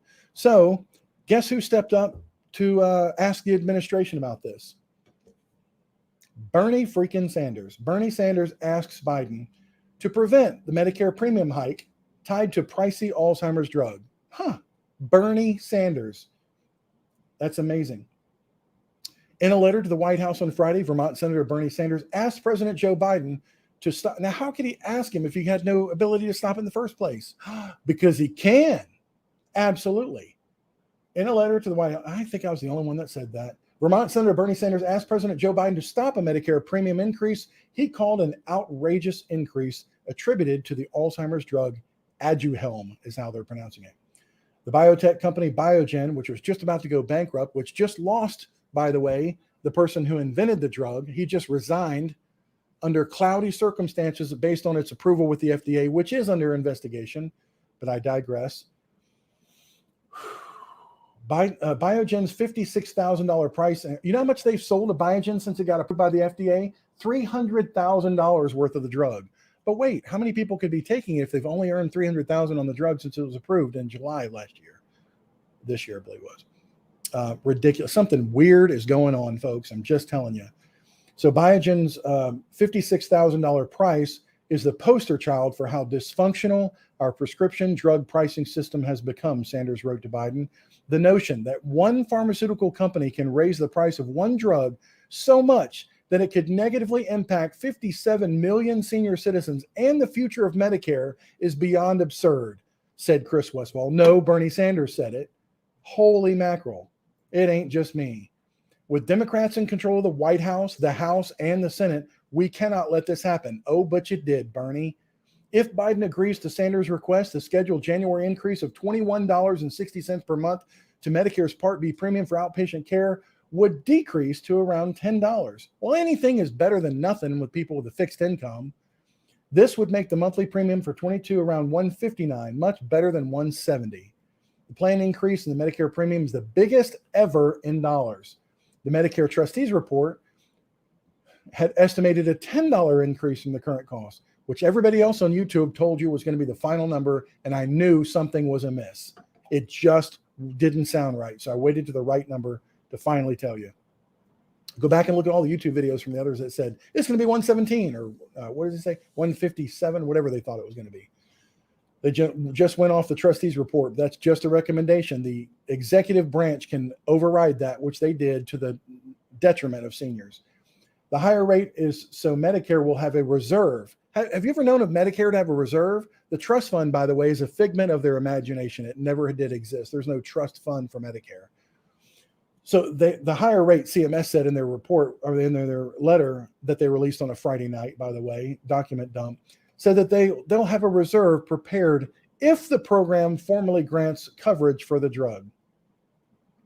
The FDA controversially, you could say that again, granted approval for the drug, the first medication for Alzheimer's in 2 decades, during the summer, despite outside advisors' recommendation deeming that the drug would slow dementia through reducing plaque clumps in the brain. Most experts say that the drug benefit has not been clearly demonstrated. That's the truth. The Veterans Administration declined to list the medicine on its roster of approved drugs. Wonder why? Medicare has begun formal assessment to determine whether it should cover the drug. Well, how then do you, and I'll get back to the questions, I promise. How do you start charging 57 million seniors for something that you haven't even approved? It just makes no sense. Sanders' letter comes as Democrats have had to step back from their dream of delivering dental and vision coverage to Medicare's recipients as part of Biden's sweeping social agenda legislation. They've also had to narrow the scope of price negotiations with drug companies, although coverage for hearing aids stayed in the bill. Even if the legislation passes, its benefits will phase in over time. It would not be available right away, but the premium hike would hit right after the new year. Yeah, they'll take it from you right now. Sanders wrote, and Westfall first said, it could not come at a worse time for older Americans all over this country who are struggling economically due to the inflation that they've brought. I'm sorry, I added that. Sanders asked Biden to order Medicare to hold off on approving coverage for Aduhelm until there is scientific consensus about its benefits. Amazing. Biogen defended its pricing, saying that it looked carefully at cost of advanced medications to treat cancer and other conditions and just thought that they'd just throw this in there. A nonprofit think tank focused on drug pricing pegged the actual value at between $3,000 and $8,000 per year, not $56,000, based on its unproven benefits. Woo! So that's what's new in the Part B premium. It might not actually be as bad as this administration wants it to be by just passing on something to you that's fictitious, not proven, and doesn't even exist as an approved drug yet. Whoa, boy, I tell you what. Somebody better start thinking about how to protect seniors rather than just passing on things to them that have no business for them paying for. Okay, let's go to more here. Let's see if I can take this away there and go to the questions. People are answering people's questions in the chat. I love that. My husband chose Medicare Advantage HMO. He's having knee replacement in February. He said they told him he could only have 1 day in the hospital, then come home to my care. I'm scared I can't care for him. Yeah, and the 1 day in the hospital is the day of the procedure. They're going to try to do that as outpatient. One of the challenges, and I'll say challenges because I think it's worse than that, but I'm trying to be respectful. One of the biggest problems that we have with people that have insisted, and we put them on Medicare Advantage, is getting at-home care paid for. The second biggest thing is getting recovery care. They have to go into a skilled nursing facility for rehab after a broken back, broken leg, pin in their leg, that kind of thing. Going into skilled care afterward with Medicare Advantage is sometimes like pulling teeth on an elephant that's chasing you with tusks. It is so difficult to get those skilled nursing things approved and then get you in there for enough days that your doctors say that you really need for care. And then finding one that's in the network. Like here, I was looking at an HMO here in Charleston. The nearest skilled nursing facility for one of the local HMOs here is in Columbia. It's like an 1.5-hour drive away. And yet if a senior is on that Medicare Advantage plan here in Charleston County, and they have to go to that skilled nursing facility an 1.5 hours away, how are their family and friends going to come visit them? The restrictions and the limitations are something that people just really need to know up front. I'll keep in our prayers, Bex. I hope it goes smoothly there. I was told that I have until July to get Part D since I turn 65 next year. That's right.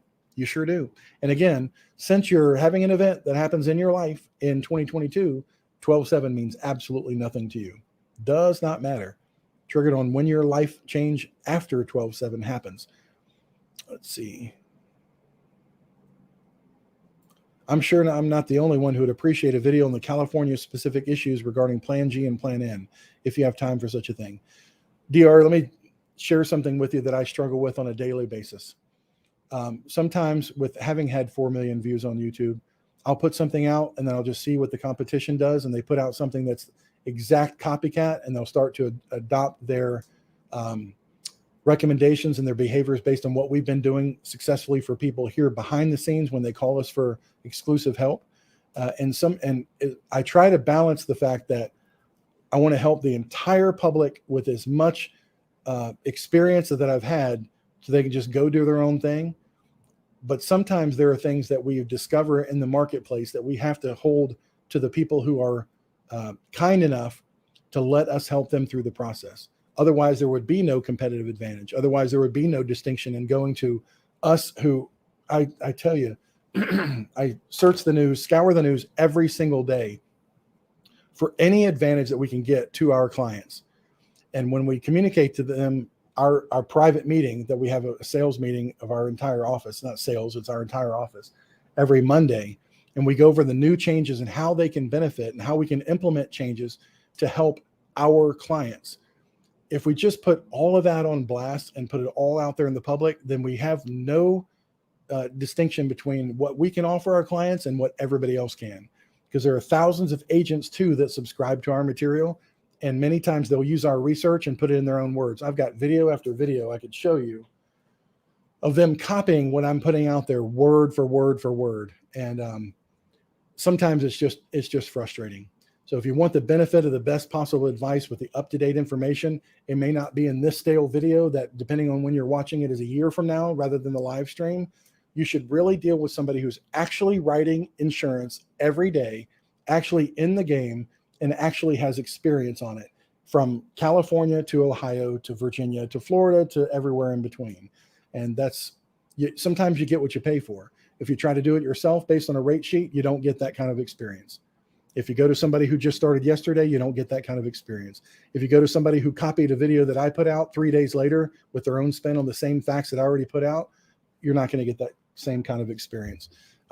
Yeah, I'd love to do a video on everything we do behind the scenes and every piece of advice we give everybody all the time, but I can't do that. Let's see.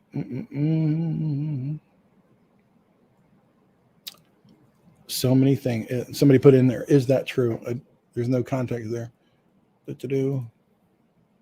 T-Bone. I'm in Florida, DT, and got Plan N from United of Omaha. That's a Mutual of Omaha brand for Florida.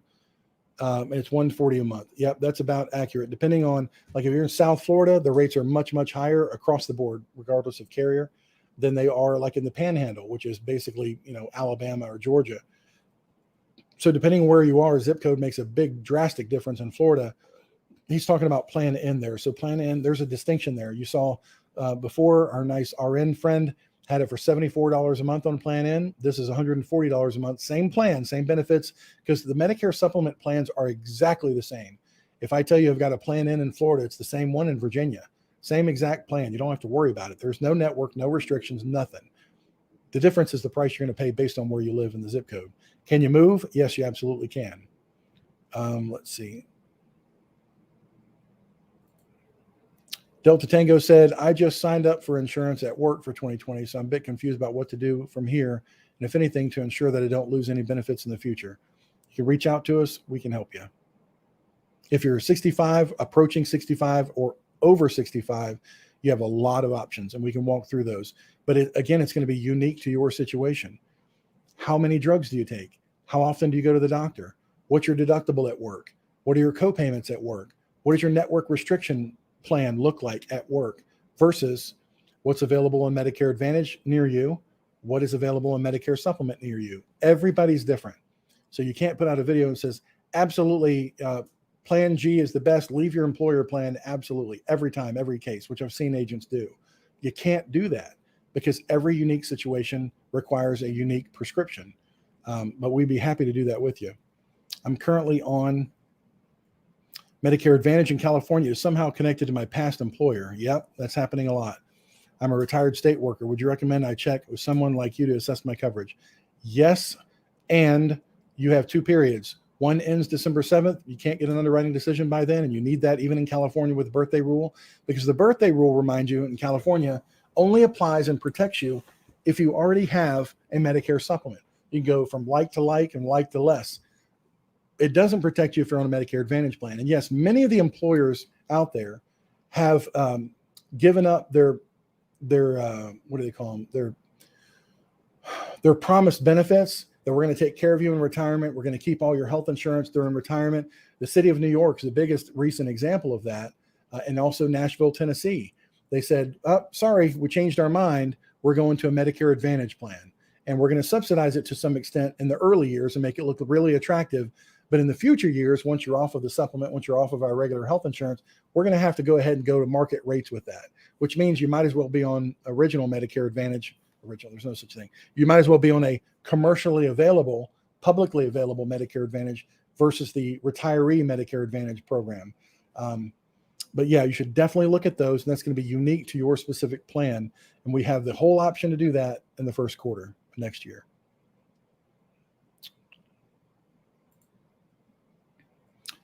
I'm learning so much, especially not doing this alone. Amen. There's no reason to.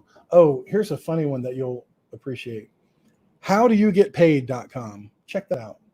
HowDoYouGetPaid.com. If you're wondering how I make out in all this, HowDoYouGetPaid.com. Just write it down on a scratch pad.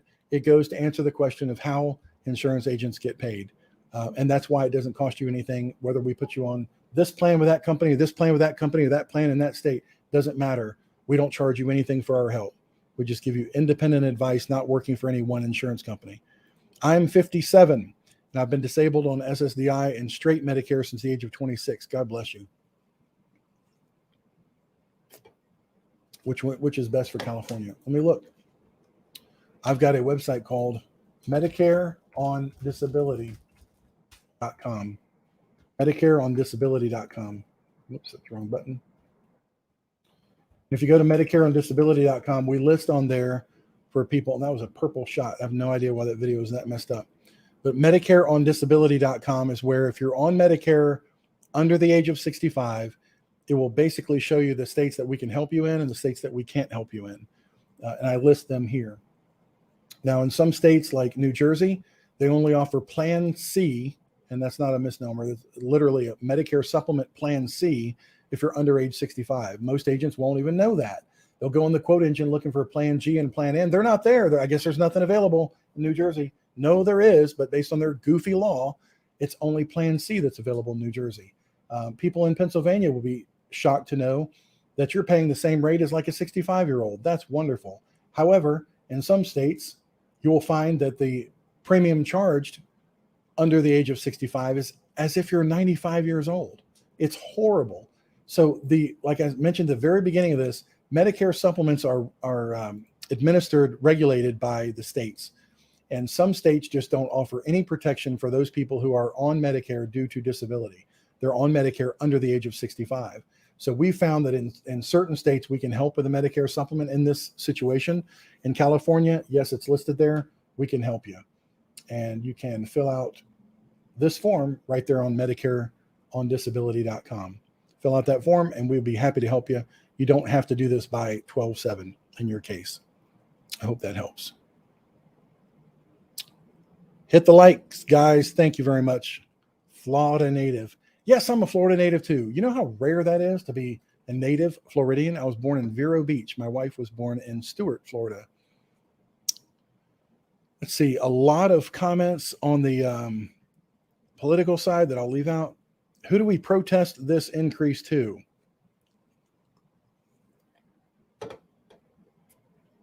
Well, like I said, this is a decision made to pass that on to seniors with a drug that's not even approved. A decision made by CMS. CMS is part of the executive branch. The executive branch is the president. So that is who has passed that on to seniors. Shoot me if you want to, but their own party told you that they're the ones that did this because they're the ones that can change it.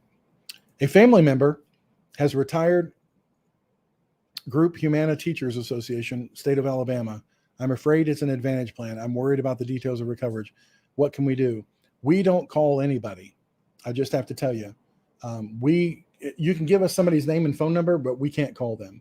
If you have them call us and there's a referral, we'll even send you a gift card to thank you for referring somebody to us. Make sure that they tell us that you referred them. But we cannot call anybody to solicit business. We have never, ever, ever done that. If you've ever gotten a call saying, I'm with Senior Savings Network and I'm calling to review your plan, it's a lie from the pit of hell. It's an agent trying to take our domain authority and our reputation and trying to scam you. I would love to know if you've gotten a call. As a matter of fact, this just happened last week. We have a sleazy agent out there, and I hate to share with you the behind the scenes stuff, but this just irks me when somebody's trying to use our name. We literally had an agent that is calling people and saying that I went out of business and I don't run my company anymore and I'm gone. And I guess the person mentioned that they're with Senior Savings Network and they need to call them or let them do their business with them, sign up with a new plan. So I would beg of you, please, my faithful and loyal audience, anybody that's watching this, if you've received a call who said from somebody that says that we're no longer in business and you need to work with them now, please let me know who that person was. Please look at your caller ID and see what shows up on the caller ID and get their name so that we can pursue that person, because there's nothing worse than getting business through lying at people. It's just awful. Do you handle marketplace insurance? We don't, but we have a referral partner that does, and I'll put that on the screen now. At the top of the screen, it is seniorsavingsnetwork.org/under65. If you go there, it'll go to our referral partner for, and some states now, you can only use that state's marketplace plan. So that would not show up, but it'll tell you right there. And it's an independent brokerage that helps people under 65 that is reputable that we've dealt with. Also for travel insurance, you can find that here. Always good idea if you're going overseas to have travel insurance on top of whatever health insurance that you have, because they can even pay to get you home. And then the dental plan coverage, and then dental vision hearing is where you can sign up for a appointment with us to go over it. So I'm going back through the questions.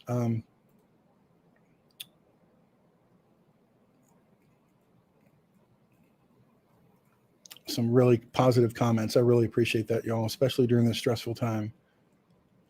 Let's see. Dallas says, I'm the one who's been trying to get a hold of you. I need to get my Medicare back. Humana changed me over, and I just found out about it recently. I need to get this started before 12/7. We can't help you before 12/7. Every calendar spot for our finite number of people has been booked for the last week and a half. You can go from Medicare Advantage back to original Medicare. As I said, you can find out how that works from start to finish at our main website, seniorsavingsnetwork.org, and just look for the top where it says Medicare Help. And then the green button says Medicare Advantage to Medicare Supplement. It can go through all that with you. What about Oklahoma? Oklahoma is one of our biggest states. Love Oklahoma. And if you're talking about the under 65 thing, then my video on that page explains if the state is not listed in that list of states, what your option is in that video. It's right there. It goes through the entire thing on MedicareOnDisability.com. No advantage for the consumer. If you have many scripts and are sick, they have the advantage. Let's see. Wait, I'm under 65 on SSDI in Pennsylvania. Can I get C instead of G? If you're talking about Plan C Medicare Supplement, then probably, but not many carriers are selling Plan C anymore. They have to in New Jersey only because New Jersey has a goofy rule for under 65. But Plan C is not being sold much anymore across the country. But you can get any of the Medicare supplement plans that are available in Pennsylvania. If you're not brand new to Medicare, you do have to go through underwriting, and you can see the underwriting questions at this link, seniorsavingsnetwork.org/underwritten. So Pennsylvania is a great state if you're on disability and you're on Medicare due to disability in Pennsylvania. Yes, we can help with that. I'm from Georgia. Let's see. Been on disability since March of 16. We'll turn 65. Yes. March 27, 2020. Is there anything I need to know about that? Yes. You are in open enrollment, my friend. So if I were you, first of all, this is a question most people don't know the answer to. If you are on Medicare due to disability at age 26, at age 50, whatever, and you come up to Medicare at age 65 again, what happens to you? You get what they call IEP2, your initial enrollment period number 2, which means all the cards are on the table for you again without any evidence of insurability, no health questions. You can get your best drug plan, you can get your best Medicare supplement, and your rate, if you were paying more than you would anywhere else for being under 65 and being penalized like you are in Georgia, you can get the best Medicare supplement plan at the lowest possible rate at the age of 65. Definitely would love to help you with that. And congratulations for reaching age 65. That's wonderful. Little caveat that most agents don't know. Some of the insurance companies out there, when you're approaching this IEP2, they will not let you have a Medicare supplement that takes effect on the first of the month that you're turning 65. See, typically when you're coming to age 65, your Part B starts on the first of the month. So your supplement can start on the first of the month. Even though your birthday may be like December 7th, if I was new to Medicare and my Part B started in December because my birthday's in December 7th, I could start my supplement, I could start my drug plan, I could start everything for December 1st because that's when my Medicare typically starts. However, when you're already on Medicare due to disability, you're not starting on the first of the month. So technically you are 65 at the day that you're 65. And some of the Medicare supplement companies that are out there will not let you have open enrollment. They will not let you be treated as brand new to Medicare until you're literally your birthday, because technically that's accurate. You're not brand new to Part B on the first of the month since you've already been on Medicare. You're brand new to Part B on your IEP2 on your actual date of birth. Depends on the carrier that we select. We know all the carriers. We know what those rules are. Would love to help you with those options. Mr. Florida Native. Just go to seniorsavingsnetwork.org/open enrollment and get on that calendar. Again, we can look at and pick out a Medicare supplement plan up to 6 months before you're eligible for Medicare. And we can lock in a plan's rate today so that if they have a rate increase in the future, that won't impact you when the rate increase would have otherwise gone into effect because we lock in your rate. That's a good thing to do. 6 months before you turn 65 is when we can lock in those rates. Ronnie says, I'm new to Medicare. How long do I have to get a plan? It depends on which plan you're talking about.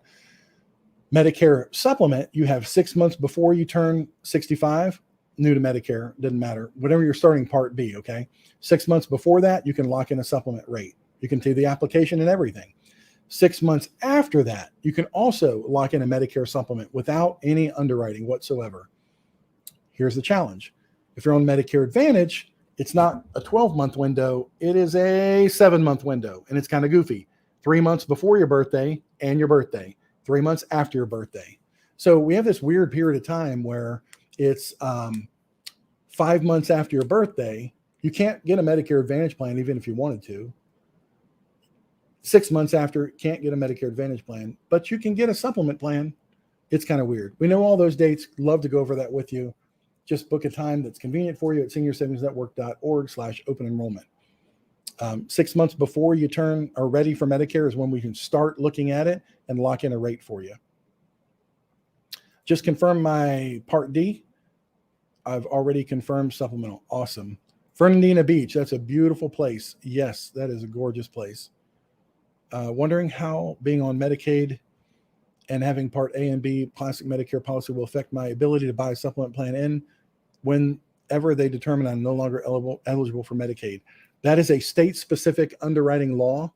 I'll tell you, one of the best companies in the industry for any agents that are watching, if you want to know what the state laws are specifically with regard to things just like this, like you're losing Medicaid or you're leaving an employer plan voluntarily versus involuntarily, does that trigger a special election period where you can get a guarantee issue Medicare supplement? The other one is, I'm new to Medicare, turning 65, but I smoke.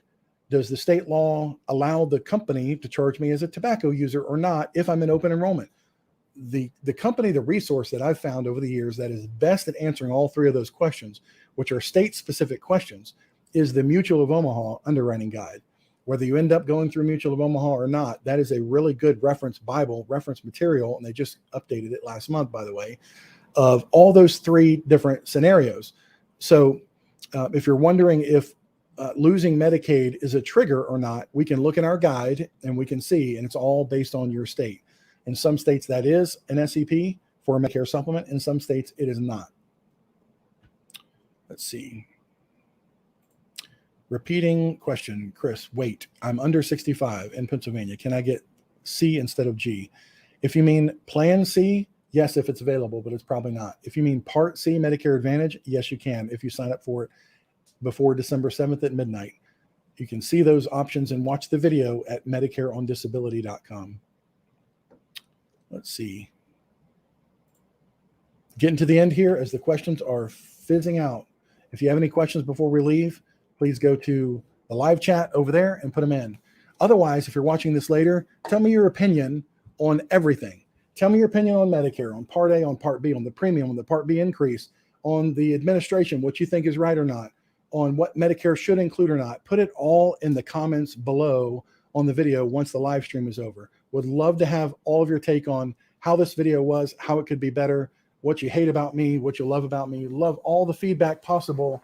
Please put it in the comments under the video once the live stream is over. But if you're on the live stream and you want to ask some questions, how many names could possibly show up there? That is ridiculous. Yeah, put it in the live chat over there, please. My husband turned 65 in June and signed up. Not sure if it's also Part B, but the bill is high. Bill from whom? They said based on income. We are very healthy and continue to work in our business. S Corps, which add in, I ran out of space there. If you started on Part B and your bill is very high, it's one of two things. One, you're not drawing Social Security yet. That would be my suspicion. And so if you're not drawing Social Security, again, they cannot withdraw your Social Security, your Medicare premium from a Social Security check because it's not there yet. If that's the case, no problem. They've already signed you up for quarterly billing. So you can go to mymedicare.gov, sign up for a monthly bank draft from your checking account. That'll solve that problem. It'll be monthly, it'll be automatic, and you can't lose it. And then again, you can make a one-time payment using a credit card. Again, that is mymedicare.gov. Everybody should have an account at mymedicare.gov so you can see what's going on with your Medicare.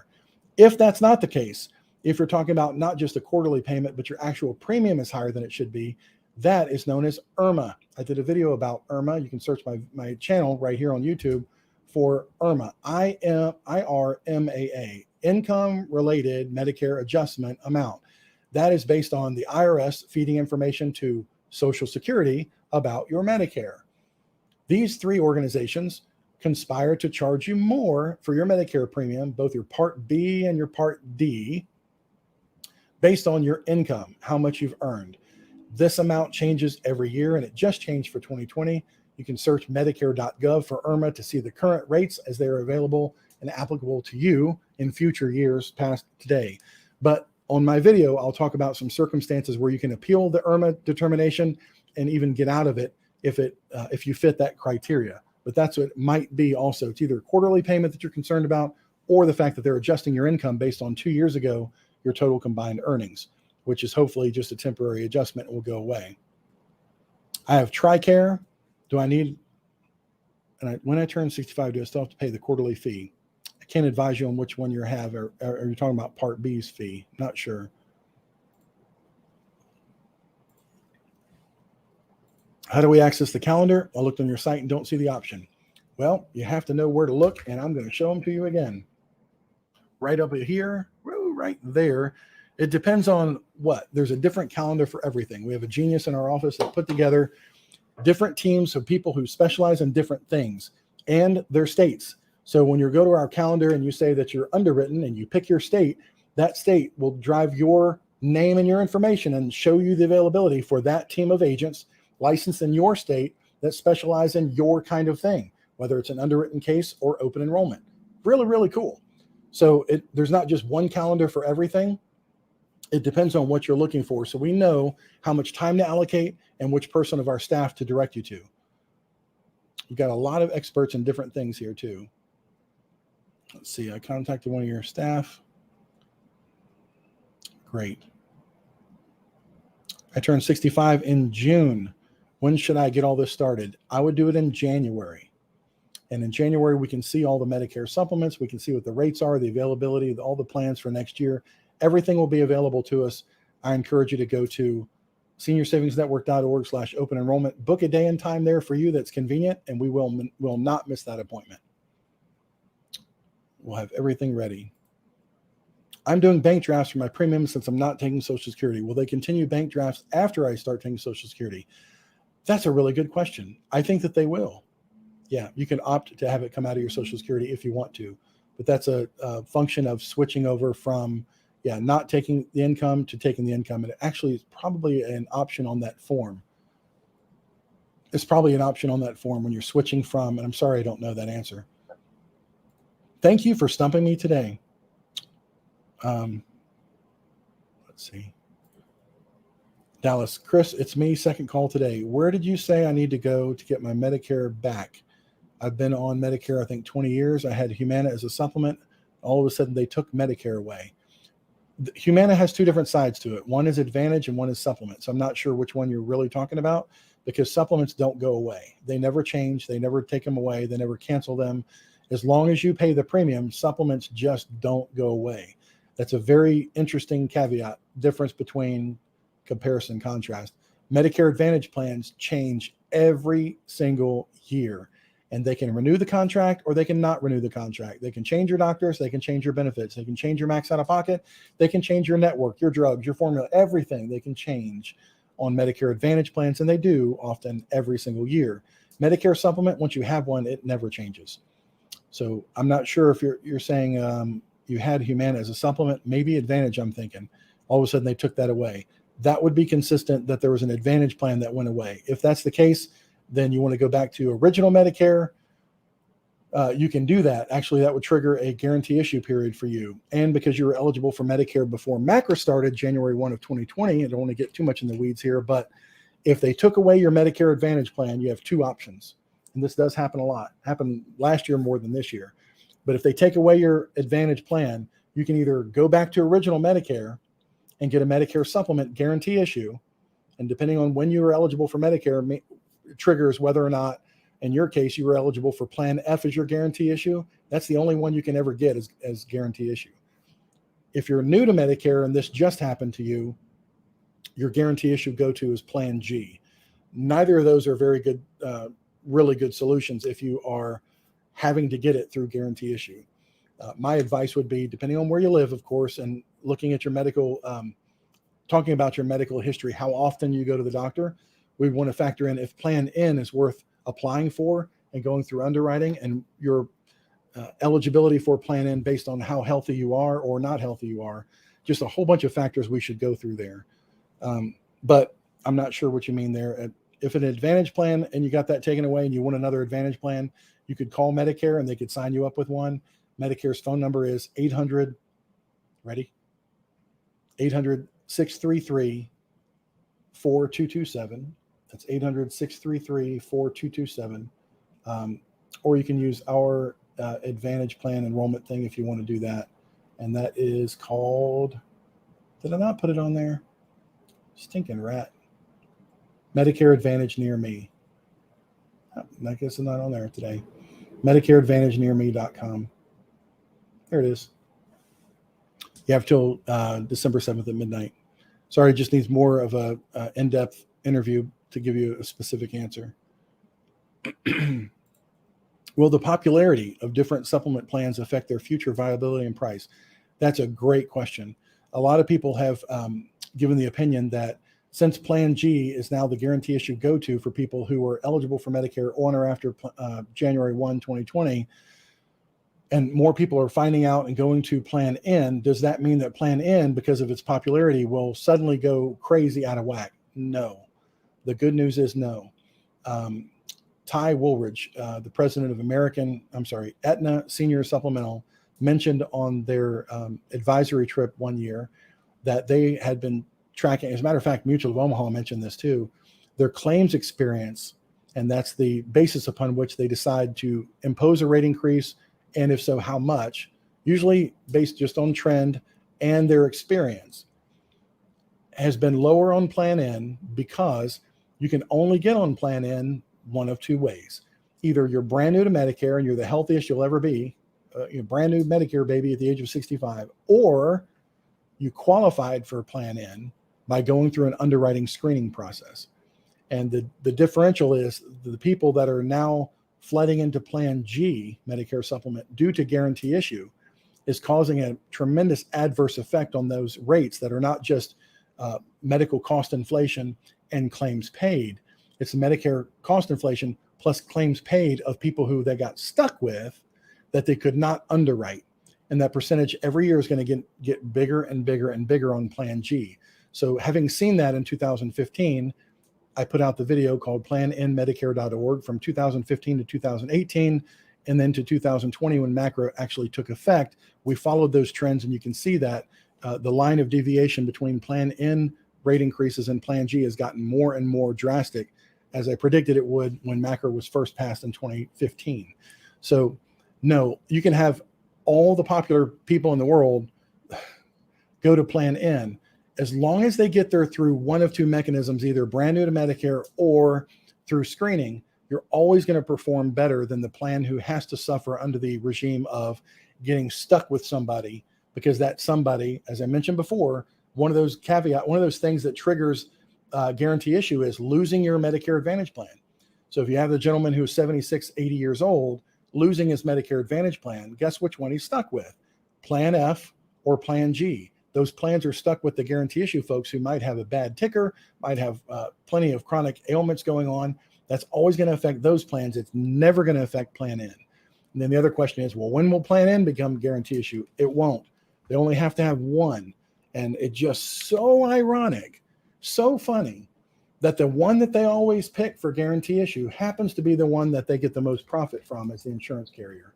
I wonder how that ever happens. But if you want the one that's the most profit to the carrier and to the agent, get the Plan F or get the Plan G. Make a lot more profit from that than they do on the Plan N. Just being completely transparent with you. It's the truth. So if you've got an agent and they just pushed you on Plan G is great. That's why they call it G. It's the great plan. Get it. Simple. Okay. All right. Why didn't you tell me about Plan N? Why didn't you ask me how many times to go to the doctor? Why didn't you ask me what drugs I'm taking that may affect my propensity to use a Part B drug in the future? Those are questions that if you didn't get asked those questions and you just got shoved Plan G in your face, might leave you wondering, did I pick the best advisor for me or the best advisor for his commission? I'm just saying these are just questions you should ask. I was told that if I had unresolved issues, I would wait for 2 years to go on Plan G. Is there any way to get help to buy food since there's no money left after 14/12? If I had unresolved issues, I would have to wait until 2 years. Kathleen, I don't know what that means, but if you'll reach out to us at that first link that's over my shoulder, underwritten, tell us what the issue is and we can talk about it. It sounds to me like you're talking about you wouldn't qualify for a plan, but whatever the condition is that you wouldn't qualify for based on has a waiting period of 2 years. And there are a lot of things like that. Aortic aneurysm, heart valve replacement. What's the other one? If you had atrial fibrillation and you had an ablation done, if you had cardioversion done and it was successful, all those kind of things are right at the 2-year mark. So I don't know what your exact scenario was where you couldn't qualify for a plan, but I know for a fact that we know what all those conditions are. If you'll tell us what those conditions are, we can give you a more accurate answer. Do you only help people who are new to Medicare?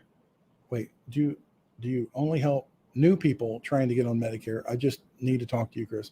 No.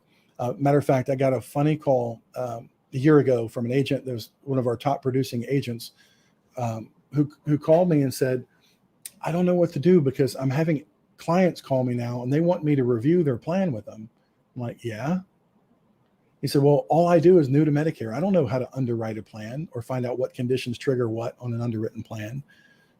So for the first 10 years that I was in this business, all I did was try to reach people who are already on a Medicare supplement. And let me show you a couple of examples here. They're already on a Medicare supplement and they're paying too much, way too much for their supplement plan. And we continue to do that now. We take them from an expensive plan to a less expensive plan, from this bad plan to a good plan. I've always done business that way as the priority of what we do, because I, at the age of 5, wanted to be Superman. I found out that I can't grow up and be Superman because I'm not from Krypton.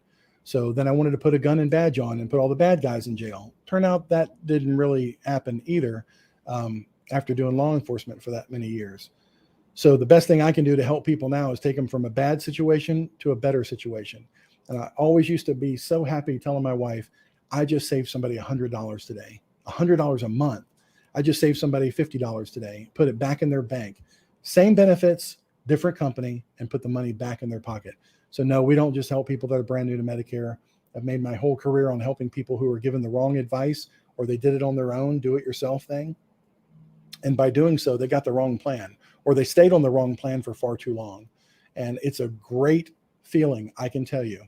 And for the agents that are watching, it's a great feeling to go home and tell your spouse, I put thousands of dollars back in this person's household just simply because they took a chance on me helping them and they let me help them. So, yeah, we love doing that. No, we don't just work on the people that are brand new to Medicare. Do the people in your office know Medicare as well as you? Yes, and we're all learning every day. And we have constant trainings about that. I also train thousands of agents over on another website. It's a different business, but it's just putting out the information that we're putting out internally here. And that's called MedicareAgentTraining.com.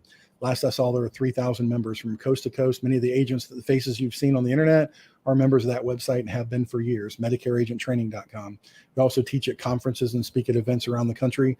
But the people who know Medicare just like I do the most are the people that are like Gabby right there in that picture in the other room. Unfortunately, sometimes they watch these live streams, but they can't today because they're just all too busy. I'm seeing from Nicole in the other room if there's anything going on. That's crazy. Wish I knew you were going to be live. Corinne, if you sign up for the subscription thing and you hit that notification bell, it'll notify you as soon as it knows that we're going to be live a couple of times. And I turned this on, I think, at midnight last night after I answered one of the last questions, and I scheduled it for today. It was not scheduled far in advance. I just wanted to try to help as many people as we could. And now I know the team is back in there picking up the mantle and calling people back and scheduling people and answering questions. Feel free, when this is over, you can replay it all the way to the beginning and see the questions. And they'll also be listed then in the description below. So you can see the question and click on it and jump right to that part of the video. You don't have to wait the whole time. Kathleen, while Medicare Advantage plans sound good, these young male licensed agents that continually put you on hold because they are new, I do not believe they care. Sorry to hear that. Okay, Dallas. Sorry, Chris. No, I didn't. I did sign up for a supplement when I was told to, and I went to Humana. They're telling me just to put my Medicare card away and use the Humana Advantage card. I want to. That's the problem, Dallas. You're not on a supplement, my friend. You're on an Advantage plan, And when somebody tells you to put your original red, white, and blue card, that card right there, somebody tells you to put that card away, that's the card that you've earned and worked your entire life to pay premiums into to get the benefits of. That's your original Medicare. And when you go to a Medicare Advantage plan, it's not a supplement. It is a replacement for Medicare. When they tell you to put your card away that you earned and instead use their card, you're not on original Medicare anymore. They'll tell you that you are. AHIP tries to tell people that they're on original Medicare. It'll pay for everything the same way that Medicare did. That's a lie. You're not. All of your health care is now determined by the private plan that you gave up that plan for. It's just so frustrating that they'll tell you that it's a supplement. Put your original Medicare card away. You got to play our rules, got to go through our networks, got to go through our pre-approval process, prior authorizations. You want to see some horror stories? Go to allaboutmedicareadvantage.com. And do we sell Medicare Advantage? Yes, we do. Only when it's the best thing and the last thing and the only thing that a person can get. But we're going to tell them with full disclosure the truth about all of it. Do I make more money with Medicare Advantage? Absolutely. Certainly do. Is it simpler? Yes. There's no premium. It's free. It's sometimes a scam. Sometimes. And yeah, I don't want to get in trouble. Let's see. So no, Dallas, you're not on a supplement because they would have never taken that away from you.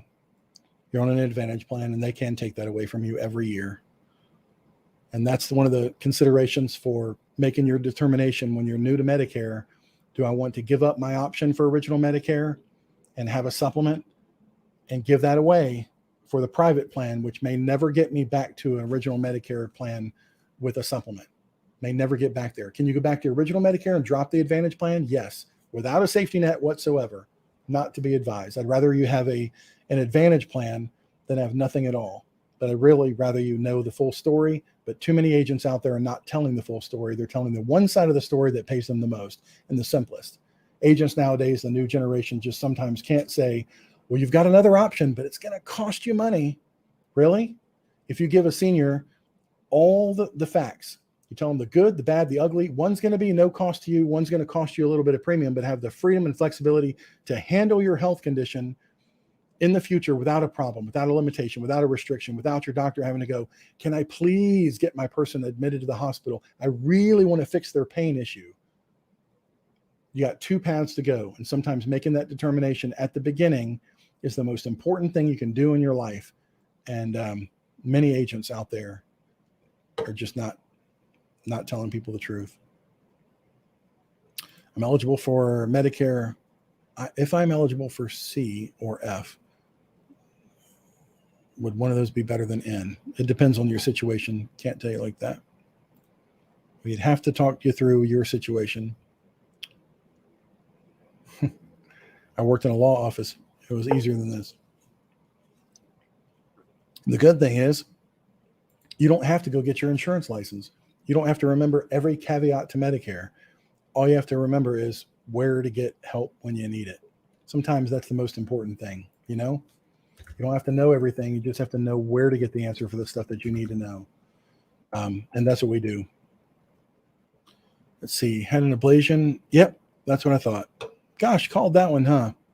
That's what it was. Yep, when it's been 2 years from that, please let me know. And you said you're scared. Please don't be scared. It's going to be okay. Yeah, we can help. Kathleen, I'm not going to put your full name up there since you're sharing that health info, but don't be scared. Don't be worried. We'll be here to help you as soon as we possibly can. Gabby was my agent. Oh, yeah? Well, Melanie was my agent. Love it. Chris, I have a supplement plan in. When I go to the doctor, I use my Medicare card and my supplement card. You use both the one time. Once they have you in the system as using your supplement and your Medicare card, put them away because you'll never need them again. The supplements are having their claims paid automatically, as I like to say, automatically, because the doctor will send the bill to Medicare. Medicare will reprice it with their magic and knock the bill way down.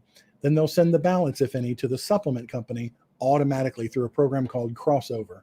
You don't have to file claims. You don't have to get a paper form from the doctor and file it with anybody. Medicare supplements are just easy. Go to any doctor in the country that accepts original Medicare. You'll find that it's most everybody. Dallas says, can you get me back to original Medicare?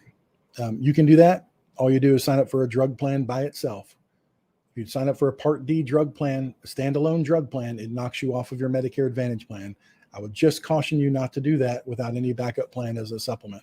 And you can do the supplement search and all that during the next period of time, starts in January. Do drug prices and formularies regularly determine your recommendations on choosing Medicare Advantage over a supplement? In other words, is drug coverage better through Medicare Advantage? Absolutely not. No. I'll tell you why. There are hundreds, I may be exaggerating, maybe just 100 Medicare drug plans, Part D standalone drug plans, and they're all tailored toward different people. And the best thing to do at startpartd.com, put your drugs in, put your pharmacy in, and let it sort all the different drug plans and tell you very accurately what your total annual out-of-pocket will be. With a Medicare Advantage plan, they don't have the liberty of saying, we've got this HMO for this type of person who only takes generic drugs. We've got this HMO for this type of person who takes very expensive tier 3, 4, and 5 drugs. We've got this kind of Medicare Advantage plan for a person who takes middle of the road drugs and it's going to be best for them. There is no such thing. The Medicare Advantage plan in your area for that company is what it is, what it is. It has a drug plan component smashed in there, just smashed in there, and whatever it is, it is. So the odds of you getting the best drug coverage for you, if you're picking a standalone drug plan tailored for you based on your drugs versus an all-in-one packaged Medicare Advantage plan with just a sandwich drug plan in there that's just generic, it could be good for you. It could not be good for you. Depends.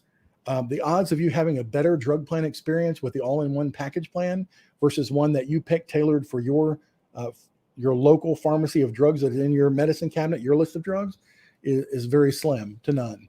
So it's always better to have a tailored drug plan experience for you, which is why I encourage everybody to look at those drug plans every year.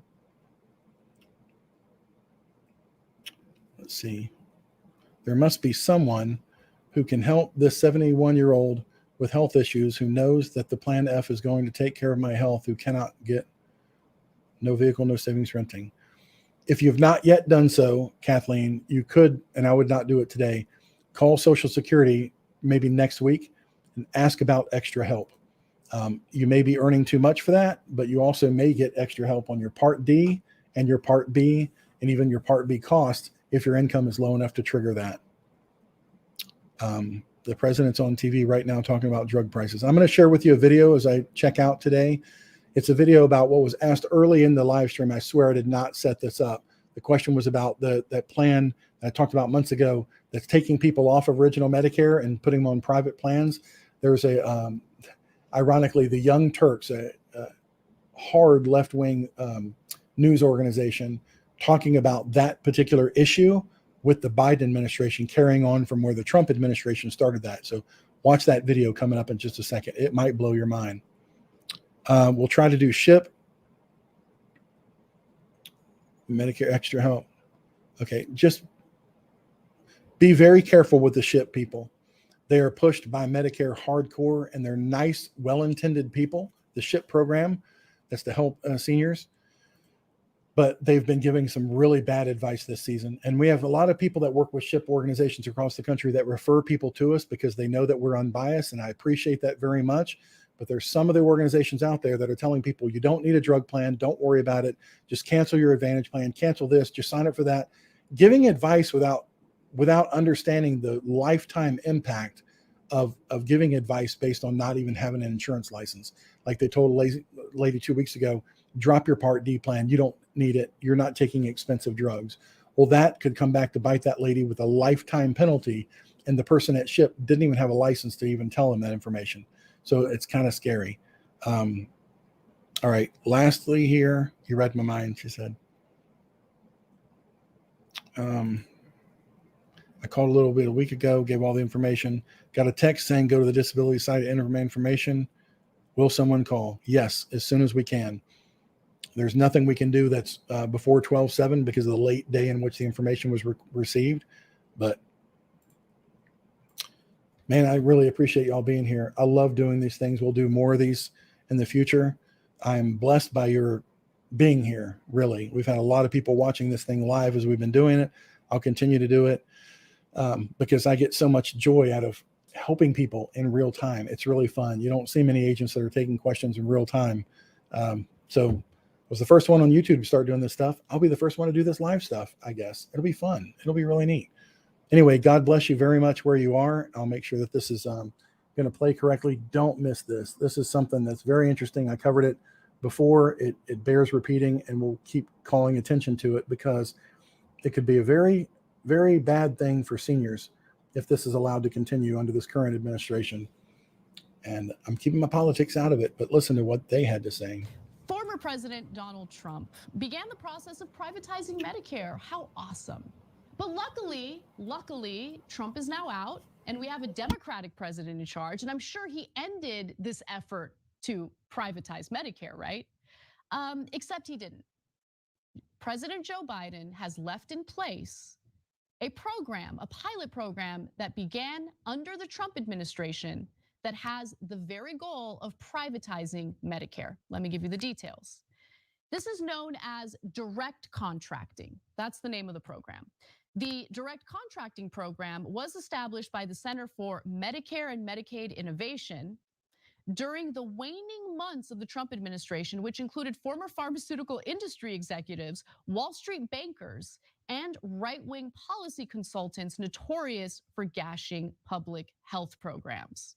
So great, I'm sure it'll work out well if the very people involved in crafting this program have a massive profit motive in mind, right? Now, under the direct contracting model, here's how it works. So-called direct contracting entities are paid monthly by the Centers for Medicare and Medicaid Services to cover a specified portion of a patient's medical care, a significant shift from traditional Medicare's direct reimbursement of providers. So let's stop for a second. For all those goons who pretend that they hate bureaucracy, that they want to cut out the middlemen, what this program does is implement middlemen who try to skim off or pocket some of the money that is provided in reimbursements from the Medicare system. That's how this program works. And they claim that it's more efficient. That's the lie that's being sold to Americans about this issue. So DCEs are allowed to, this is the part that's concerning, are allowed to pocket the funding they don't spend on care. An arrangement that critics believe will incentivize the private middlemen to skimp on Medicare patients, many of whom could be auto-enrolled into DCEs without their knowledge or permission. That's awesome, because our healthcare system gives us so many choices, guys. So many choices. The more you privatize it, the more choices you have. Choices like not being told that you're now being enrolled in something that you have no knowledge about. By the way, virtually any company, any entity can apply to be a so-called direct contractor, okay? Including investor-backed startups. So Wall Street investors are chomping at the bit. They're salivating over this. They love it. And Biden hasn't scrapped it. He has the power to do it. The Health and Human Service Secretary, Javier Becerra, he has the power to scrap this, but he hasn't. And the question is why? If the Biden administration is supposed to be so much better, so much more decent compared to the Trump administration, why are they putting this or allowing this program to remain in place? And by the way, not many lawmakers are even paying attention to this. But there is one lawmaker that I want to give a tremendous amount of credit to. She's not a Justice Democrat, but she's a strong progressive, and that's Katie Porter. Katie Porter has been trying to draw attention to this, and she talks about why this pilot program is such a huge problem. Let's watch. This program was supposed to make Medicare more efficient, but actually it does just the opposite. Rather than allowing patients to go to providers directly under traditional Medicare, DCEs invite insurers and investors to step in and interfere with the care that Americans get.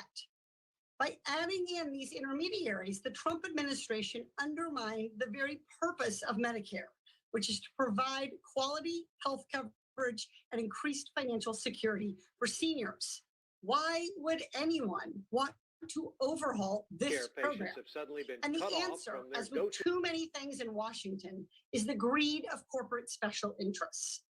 This direct contracting entity model is just one more example of the Trump administration's many attempts to wreck a functioning, successful, popular. Patients have suddenly been cut off from their go-to doctors.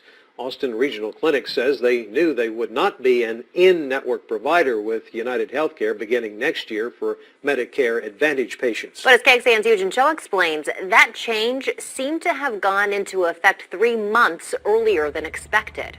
ARC says they've heard from thousands of their patients. Losing access to their doctor in a period of 2 to 3 days is just not right, not ethical, and we're very concerned about it.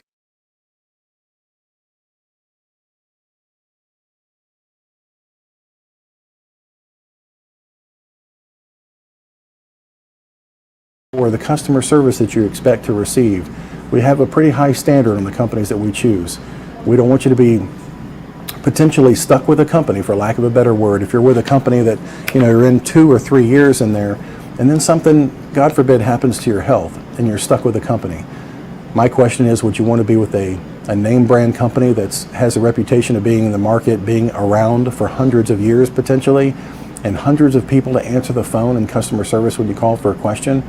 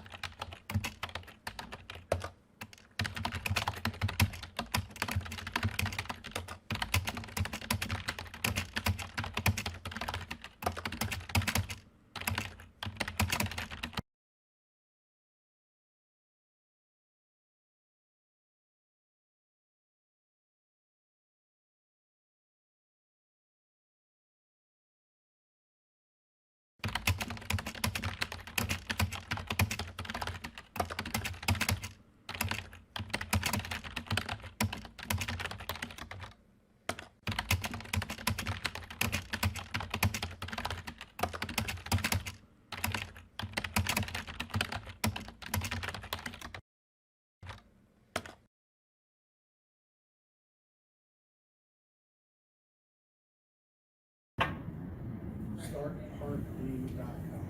So you just go to right where it says go directly to plans. You skip a whole bunch of the drugs to get an accurate number because they're going to be pretty much the same number if you're 1 and 2 generics.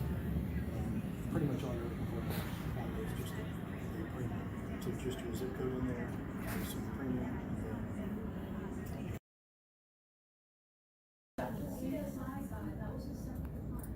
So you need to take that off as well?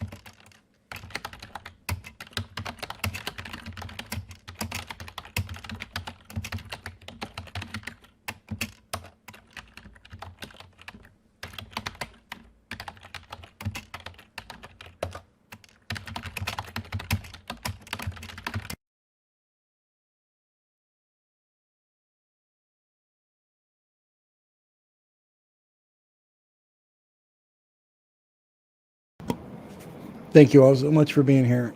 Really appreciate it. More to come. Stay tuned.